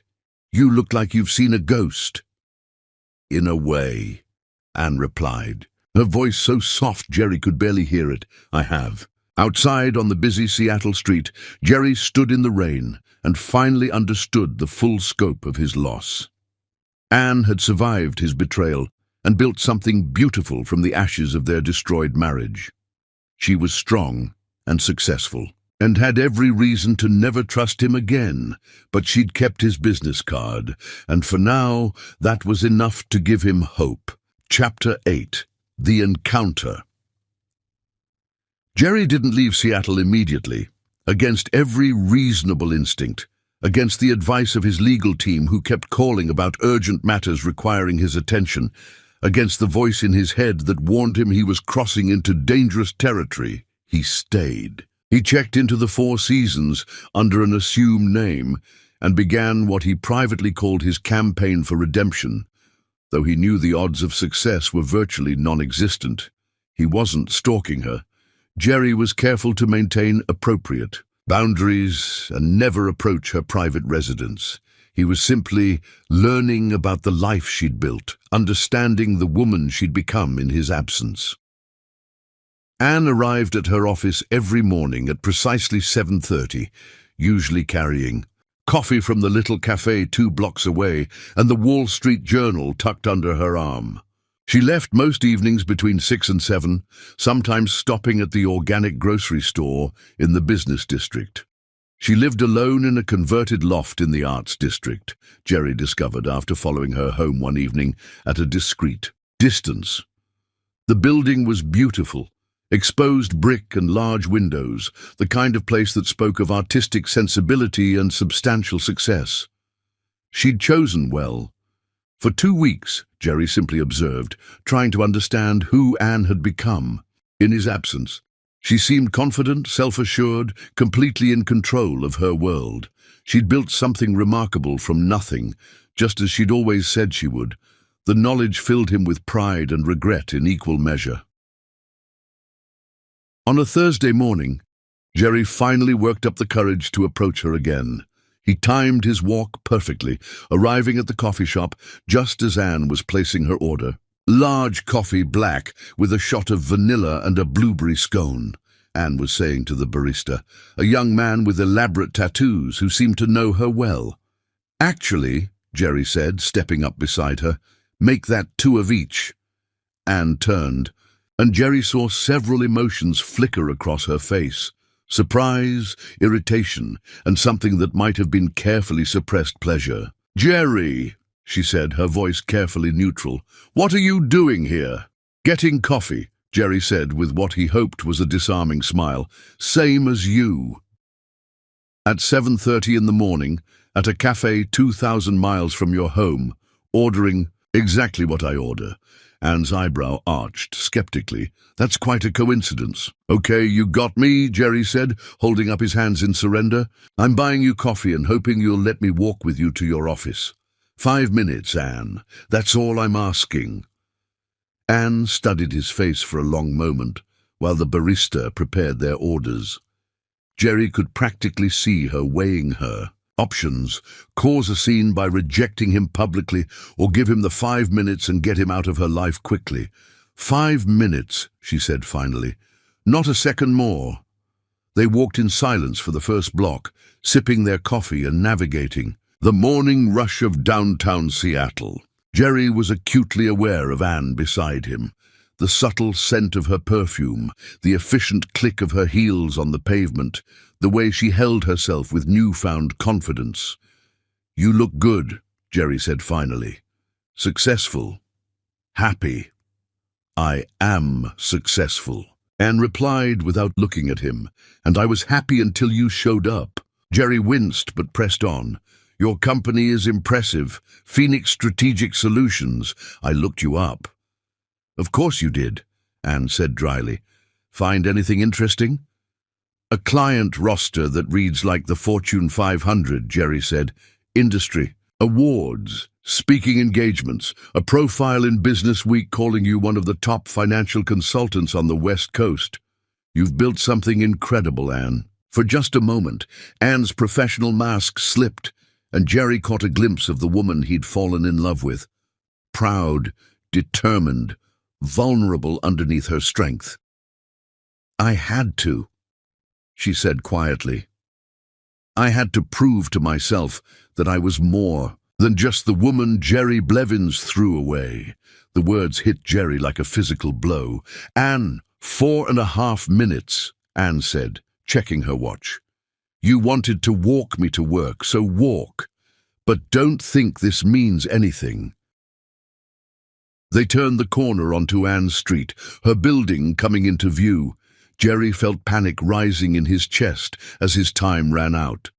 "I fired my mother," he said suddenly. "From the board, from the company, from my life. She's completely cut off." Anne stopped walking, turning to stare at him. "What?" "After I found out what she did, I fired her from everything," Jerry continued. "She doesn't have access to company funds, company decisions, or me. I haven't spoken to her since the night I discovered her lies." "Jerry," Anne said, and he heard something like shock in her voice. "She's your mother. She stopped being my mother. The night she destroyed my marriage," Jerry said firmly. "Anne, I know it doesn't fix anything, but I needed you to know that she's paying for what she did." Anne was quiet for a long moment, processing this information. "That must have been difficult for you." "Not as difficult as losing you," Jerry said. "Anne, I know I don't have the right to ask this, but would you have dinner with me? Just dinner. Let me try to explain." "No," Anne said, but her voice lacked its earlier firmness. "Jerry, I can't. I won't put myself through that again." They had reached her building, and Anne's 5 minutes were up. Jerry watched her climb the steps to the entrance, memorizing every detail of her, the way the morning light caught her hair, the confident set of her shoulders, the grace of her movements. "Anne," he called as she reached the door. I'm not giving up. She turned back, and for just a moment Jerry saw something raw and vulnerable in her eyes. Maybe you should. But as Jerry walked back to his hotel, he noticed something that gave him hope. Anne stood in the lobby of her building for several minutes after he left, watching him through the glass doors. She was fighting something. Some internal battle between her head and her heart, and hearts, Jerry had learned, were remarkably persistent things. Over the next week, Jerry mounted a careful campaign. Not harassment, he was scrupulously respectful of her boundaries, but a gentle, persistent presence in her world. Anonymous flower deliveries to her office, always jasmine because he remembered it was her favorite. A donation to the children's hospital where they'd met, made in both their names. Small gestures that said, "I remember who you are," without demanding anything in return. Jerry also began investigating Octavia's remaining schemes, determined to undo as much damage as possible. He discovered that his mother had spread rumors throughout their old social circle, painting Anne as a gold digger who'd tried to trap him. One by one, Jerry began setting the record straight, though he suspected Anne would never hear about most. Of these conversations, the breakthrough came on a Friday evening. Jerry was having dinner alone at a small restaurant near Anne's office building when she walked in with a tall, distinguished man in his 50s. When Anne excused herself to visit the restroom, Jerry found himself standing before he'd consciously decided to move. The other man looked up in surprise as Jerry approached his table. "Excuse me," Jerry said, extending his hand. "I'm Jerry Blevins. I couldn't help but notice you're dining with Anne Carter. I hope you don't mind the interruption." The man, who introduced himself as Robert Morrison, seemed startled, but shook Jerry's hand. "Of course, Anne's mentioned you, actually. You're her ex-husband," Jerry supplied. "Mr. Morrison, I know this is presumptuous, but I wonder if you could tell me something. Is she seeing anyone? Romantically, I mean." Robert's eyebrows rose. "That's a rather personal question, Mr. Blevins." "I know. And I know I have no right to ask. But I'm trying to win her back, and I need to know if I'm fighting a losing battle." Robert studied Jerry's face for a long moment. "Anne is one of the most remarkable women I've ever met," he said finally. "Brilliant, driven, absolutely uncompromising in her integrity. She's also one of the loneliest people I know." Jerry's heart clenched. "Lonely? She hasn't dated anyone since she moved to Seattle," Robert said quietly. "Not for lack of opportunity. Half the eligible men in the city have asked her out. But she's built walls around herself that no one seems able to breach." Before Jerry could respond, he saw Anne returning from the restroom. She spotted him immediately, her expression shifting from surprise to something harder. "Jerry," she said as she reached the table, "what are you doing here?" "Having dinner," Jerry said, then looked at Robert. "I'm sorry for interrupting your evening, Mr. Morrison. It was nice meeting you." As Jerry turned to leave, Anne caught his arm. Her touch sent electricity through him, just as it always had.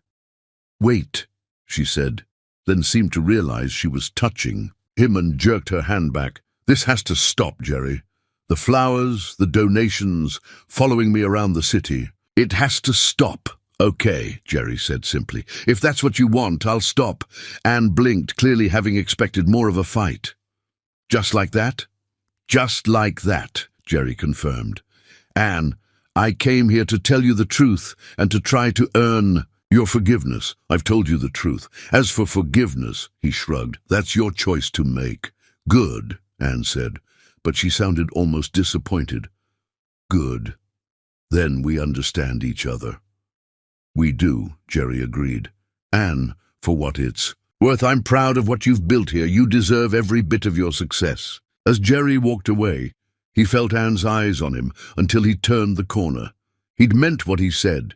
He would stop pursuing her if that's what she truly wanted. But something in her expression when she'd grabbed his arm suggested that what Anne wanted and what she thought she should want were two very different things. Jerry returned to his hotel room and began packing. He'd given Anne the truth and shown her that he was willing to respect her boundaries. Now the next move had to be hers. But as he folded his clothes into his suitcase, Jerry allowed himself one last hope. Anne had touched him tonight, had reached out without thinking, and for just a moment, he'd seen the woman he'd fallen in love with looking back at him. Sometimes, Jerry reflected, the strongest walls were the ones most desperately in need of being torn down.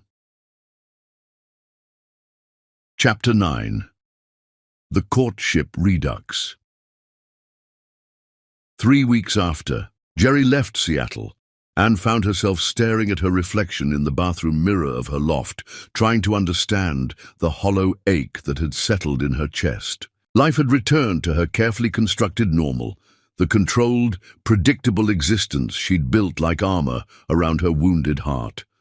She went to work, managed her clients, attended business dinners, and came home to her beautiful, empty apartment. It was exactly the life she'd worked so hard to achieve. Exactly what she'd needed to survive, so why did she feel like she was slowly suffocating? The flowers had stopped, just as Jerry had promised. No more jasmine arrangements appearing mysteriously. At her office, no more charitable donations made in their joint names.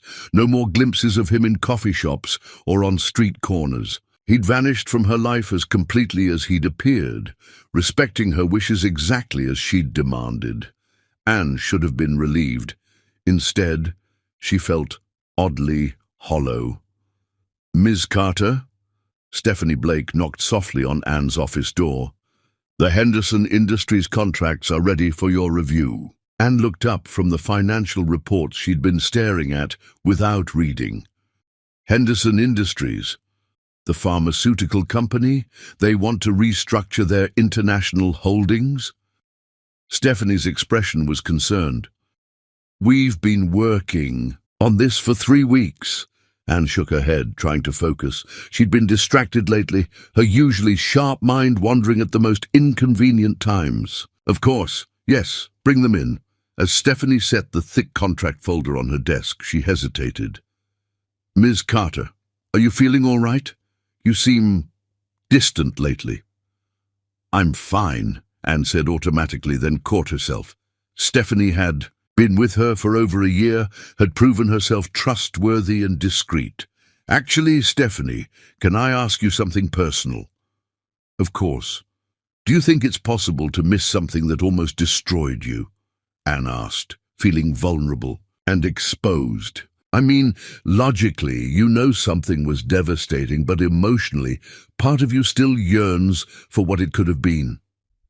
Stephanie sat down in the chair across from Anne's desk, her expression thoughtful. "Are we talking about your ex-husband?" Anne's startled look must have been answer enough. "Ms. Carter, I've worked for a lot of powerful women," Stephanie said gently.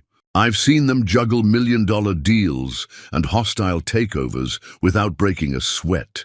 But I've never seen anyone react to a person the way you reacted to Jerry Blevins. Whatever happened between you two, it wasn't simple." "He broke my heart," Anne said quietly. "He made me believe he loved me, then threw me away based on lies.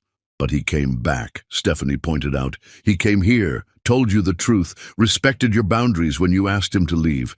That doesn't sound like someone who throws people away." Anne was quiet for a long moment, turning Stephanie's words over in her mind. "It doesn't matter now anyway. He's gone." "Is he?" Before Anne could ask what Stephanie meant, her assistant was pulling out her tablet and scrolling through what looked like business news. "Blevins Industries just announced a new corporate responsibility initiative," Stephanie said, showing Anne the screen. "They're funding a complete overhaul of the children's hospital where you used to volunteer. The press release says it's to honor someone who taught the CEO about the importance of giving back to the community." Anne's breath caught as she read the article. Jerry had donated $50 million to completely renovate the children's hospital where they'd met, modernizing the facilities and funding new research programs. The donation was anonymous, except For one detail, it was made in memory of a love that changed everything. "He's still thinking about you," Stephanie said softly. "Ms. Carter, I know it's not my place, but maybe some things are worth fighting for." That evening, Anne found herself walking through Pike Place Market, not really shopping, but needing the energy and chaos of the crowd to drown out her thoughts. She was examining a display of fresh flowers when a familiar voice made her freeze. "Jasmine is beautiful today." Anne turned to find Jerry standing a few feet away, his hands in his pockets, his expression carefully neutral. He looked tired, she noticed, thinner than when she'd last seen him, but his eyes still held that intensity that had first drawn her to him all those years ago. "Jerry," she said, her heart doing something complicated in her chest. "I thought you'd gone back to New York." "I did," Jerry said. "I'm here on business, meetings about the hospital donation." $50 million, Anne said. "That's quite a donation," Jerry shrugged. "It's a good cause. Someone once told me that places like that are where real healing happens." Anne felt tears prick her eyes as she recognized her own words from their first conversation at the charity gala. "Jerry, I should let you get back to your shopping," Jerry said, already starting to turn away. "I just wanted to say hello." "Wait," Anne said, the word escaping before she could stop it. Jerry paused, hope flickering in his eyes. Would you like to get coffee?" "Just coffee, nothing more." Jerry's smile was like sunrise after a long night. "I'd love that." They found a small cafe overlooking the water, sitting at a corner table where they could watch the ferries crossing the Sound. For the first few minutes, they talked about safe things, the weather, the city, Anne's business. But gradually, the conversation deepened. "I've been going to therapy," Jerry said suddenly, surprising them both. "Trying to understand how I became the kind of man who could doubt someone he loved based on manufactured evidence." Anne's coffee cup paused halfway to her lips. "And what have you learned?" "That I spent so many years being manipulated by my mother that I forgot how to trust my own judgment," Jerry said quietly. "That I was so afraid of being vulnerable, of being hurt, that I chose to believe the worst instead of fighting for the best." "Jerry, I'm not telling you this to make excuses," Jerry continued. "What I did to you was unforgivable. I'm telling you because I want you to know that I'm trying to become the man you deserved all along." Anne set down her cup with shaking hands. "Why are you really here, Jerry? In Seattle, I mean. Don't tell me it's just business." Jerry was quiet for a long moment, staring out at the water. "Because I can't stop loving you," he said finally. "I've tried, Anne. God knows I've tried. But every morning I wake up missing you, and every night I go to sleep regretting the choices that drove you away." "Love isn't enough," Anne said, but her voice lacked conviction. "Trust, once broken, can be rebuilt," Jerry finished, "if both people are willing to try." Anne felt the walls she'd built around her heart beginning to crack.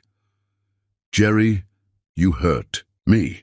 You made me question everything about myself, my worth, my judgment. Do you understand that?" "I'm beginning to," Jerry said. "And I know I have no right to ask this, but would you consider giving us another chance? Not rushing into anything, just spending time together, letting me try to earn back your trust." Anne stared at him, seeing not the powerful CEO who'd dismissed her protests, but the vulnerable man who'd once told her his dreams under artificial stars. "I'm scared," she admitted. "So am I," Jerry said. "Terrified, actually. But Anne, what we had, it was real, it was beautiful and pure and worth fighting for. I lost sight of that once. I won't make that mistake again." Before Anne could respond, her phone buzzed with a text message. She glanced at it automatically, then froze. "What is it?" Jerry asked, seeing her expression. Anne showed him the message. It was from an unknown number, but the content was clear. "Stay away from my son, or you'll regret it." Some people never learn their place. Jerry's face went white, then red with fury. "Octavia," he said, his voice deadly quiet. "Even after everything, She's still trying to control the situation. She's been sending these for weeks, Anne admitted. Anonymous threats, warnings to stay away from you. I thought they'd stopped when you left Seattle, but apparently cutting her off financially didn't stop her from hiring people to monitor your activities. Jerry was already pulling out his phone. This ends now, he said, dialing rapidly. Marcus, it's Jerry. I need you to trace a phone number and find out how my mother got Anne's personal contact information. Yes, immediately. As Jerry spoke, with his investigator, Anne felt something shift inside her chest. Jerry's immediate protective response to the threat against her, his obvious fury at his mother's continued manipulation. It reminded her of the man she'd fallen in love with, the one who'd promised to protect and cherish her. Jerry, she said when he finished his call, that dinner you mentioned, maybe we could try it. Jerry's eyes went wide with hope. Really? Really? Anne said, feeling terrified and exhilarated in equal measure. But we take this slow. No grand gestures, no promises about the future. Just two people getting to know each other again. Whatever you want, Jerry said immediately. Anne, I'll do whatever it takes. As they left the cafe together, Anne caught a glimpse of their reflection in the window, two people who'd been torn apart by lies and betrayal, taking tentative steps towards something that might, possibly, be healing. It wasn't forgiveness. Not yet, but it was hope. And sometimes, Anne thought as Jerry's hand briefly touched hers, hope was enough to start rebuilding a world. Chapter 10. The passionate reunion. 2 months of careful courtship had passed like a dream wrapped in razor wire. Jerry had kept his word. No grand gestures, no pressure, just quiet persistence and patient devotion. Coffee meetings that stretched into lunch, walks through the market that became evening conversations, business dinners that slowly transformed into something more intimate and precious. Anne had watched Jerry with the wariness of someone who'd been burned by the sun, but still craved its warmth, cataloguing every gesture, every word, every moment of sincerity or potential deception. But gradually, against every self-protective instinct she possessed, she'd begun to see glimpses of the man she'd fallen in love with. The real Jerry, not the one his mother had shaped or the one fear had twisted, but the vulnerable, brilliant, deeply loving man who'd once promised her forever. Still, she'd kept him at arm's length, polite kisses on the cheek, careful distance, walls that she'd built for protection and couldn't quite bring herself to tear down. Until tonight, Anne, Jerry, had said after their dinner at a small Italian restaurant near her loft, I need to tell you something about why I really divorced you. Jerry, we've been over this, Anne had replied, but something in his voice stopped her from walking away. Not all of it, Jerry said quietly. There's something I've never told you, something I was too ashamed to admit even to myself. Now Anne stood in her apartment pacing nervously as she waited for Jerry to arrive. She'd invited him up for the first time since he'd returned to Seattle, needing privacy for whatever revelation he thought would change everything between them. Her loft felt too small suddenly, the walls closing in as anticipation and anxiety warred in her chest. The soft knock on her door made her heart skip. Anne smoothed her hands over her simple black dress, not chosen for seduction, she told herself, just because it made her feel confident, and opened the door. Jerry stood in the hallway, holding a single jasmine flower, his expression vulnerable in a way that made her breath catch. He'd loosened his tie, rolled up his sleeves, and his dark hair was mussed as if he'd been running his fingers through it. Hi, he said softly. Hi, Anne replied, stepping aside to let him in. Come in. Jerry entered her space with reverent care, his eyes taking in every detail of the home she'd built without him. The exposed brick walls, the floor-to-ceiling windows overlooking the city, the mix of modern furniture and vintage pieces that spoke of Anne's impeccable taste and hard-won success. It's beautiful, Jerry said. offering her the jasmine. "Like you," Anne accepted the flower, inhaling its sweet fragrance as memories of their wedding day crashed over her. "Jerry, what did you want to tell me?" Jerry moved to the windows, staring out at the glittering lights of Seattle below. "The real reason I divorced you wasn't just because I believed my mother's lies," he said, his voice heavy with emotion. "It was because I was a coward." "What do you mean?"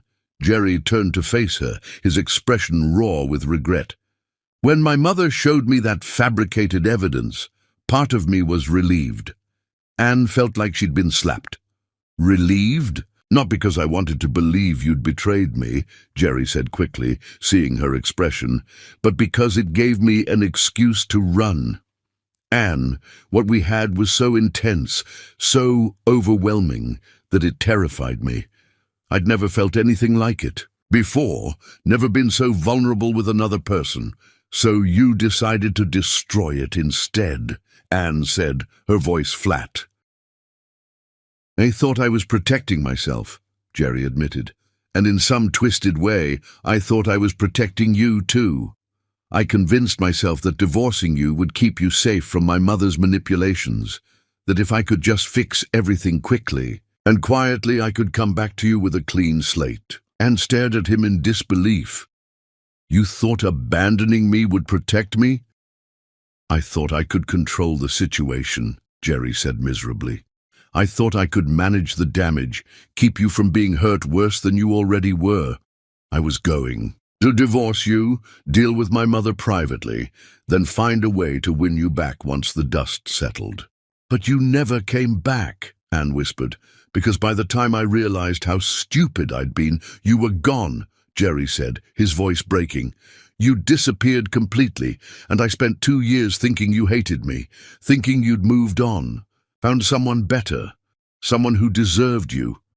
Anne felt tears streaming down her face as the full scope of Jerry's misguided attempt at protection became clear. "You broke my heart to save me from being hurt. I destroyed the most precious thing in my life because I was too afraid to fight for it," Jerry said, moving closer to her. "Anne, I know it doesn't excuse anything. I know sorry isn't enough.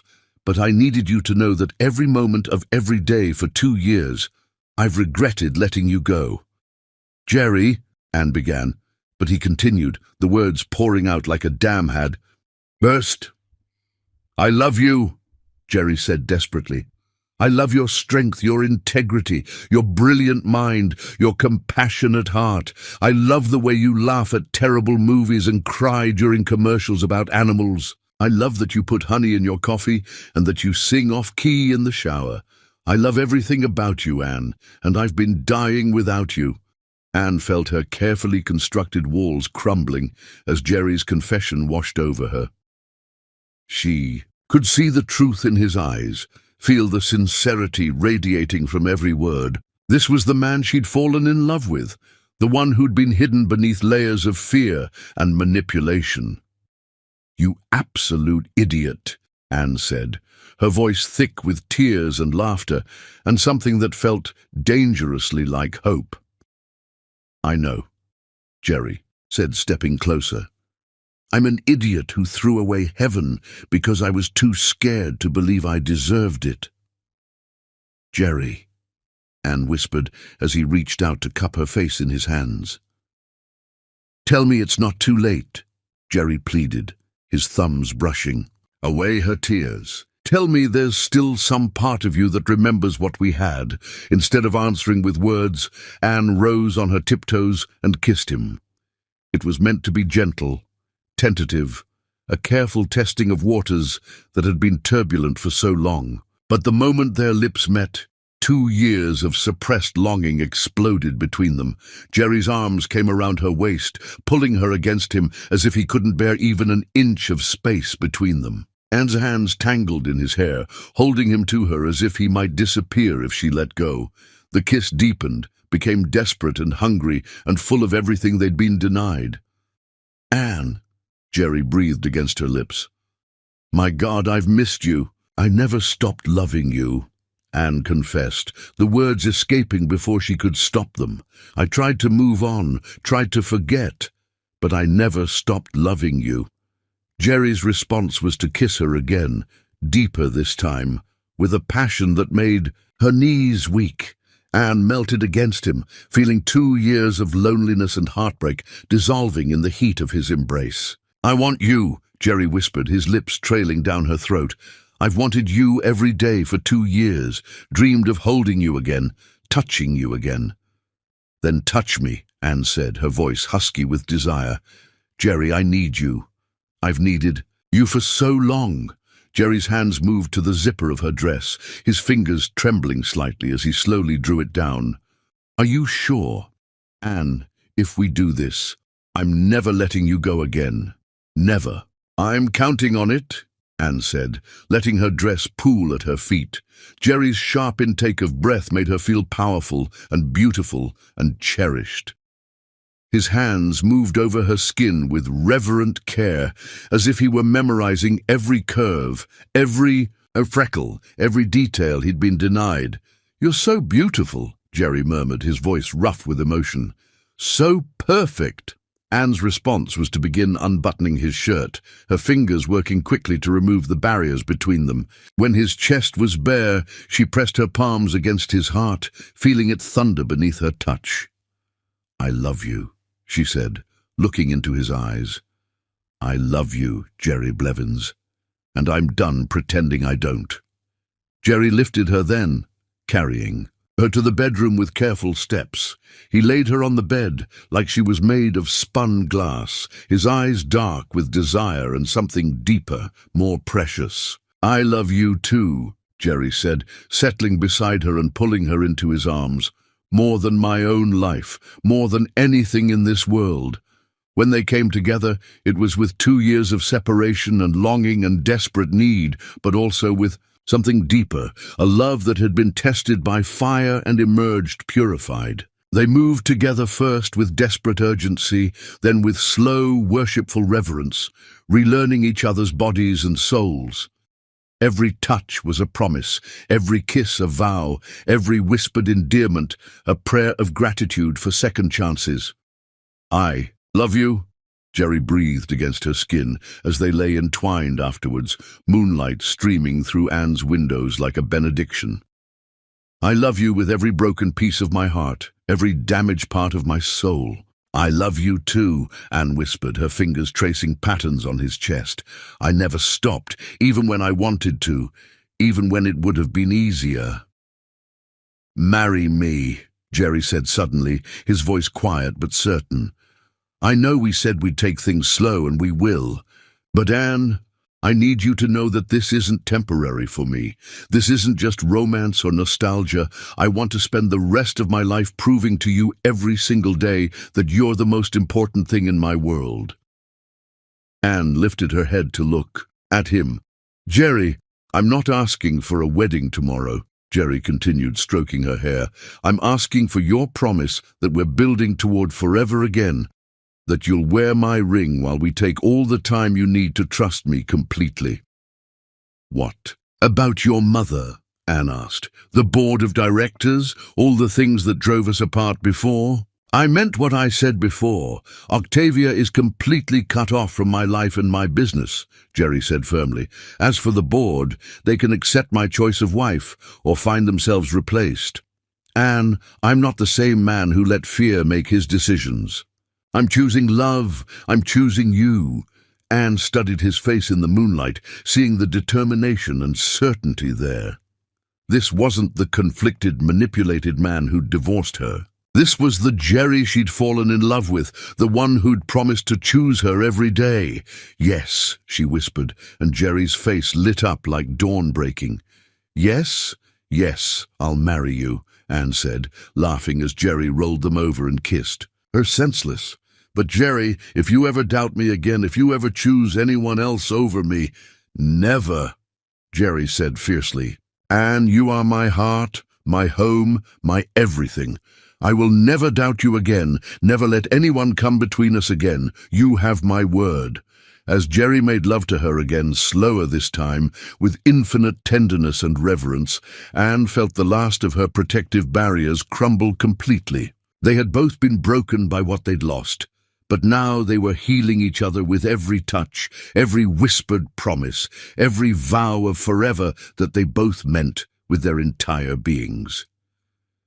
Outside, Seattle glittered in the darkness like scattered diamonds. But Anne was only aware of the man in her arms and the future they were creating together, one kiss at a time.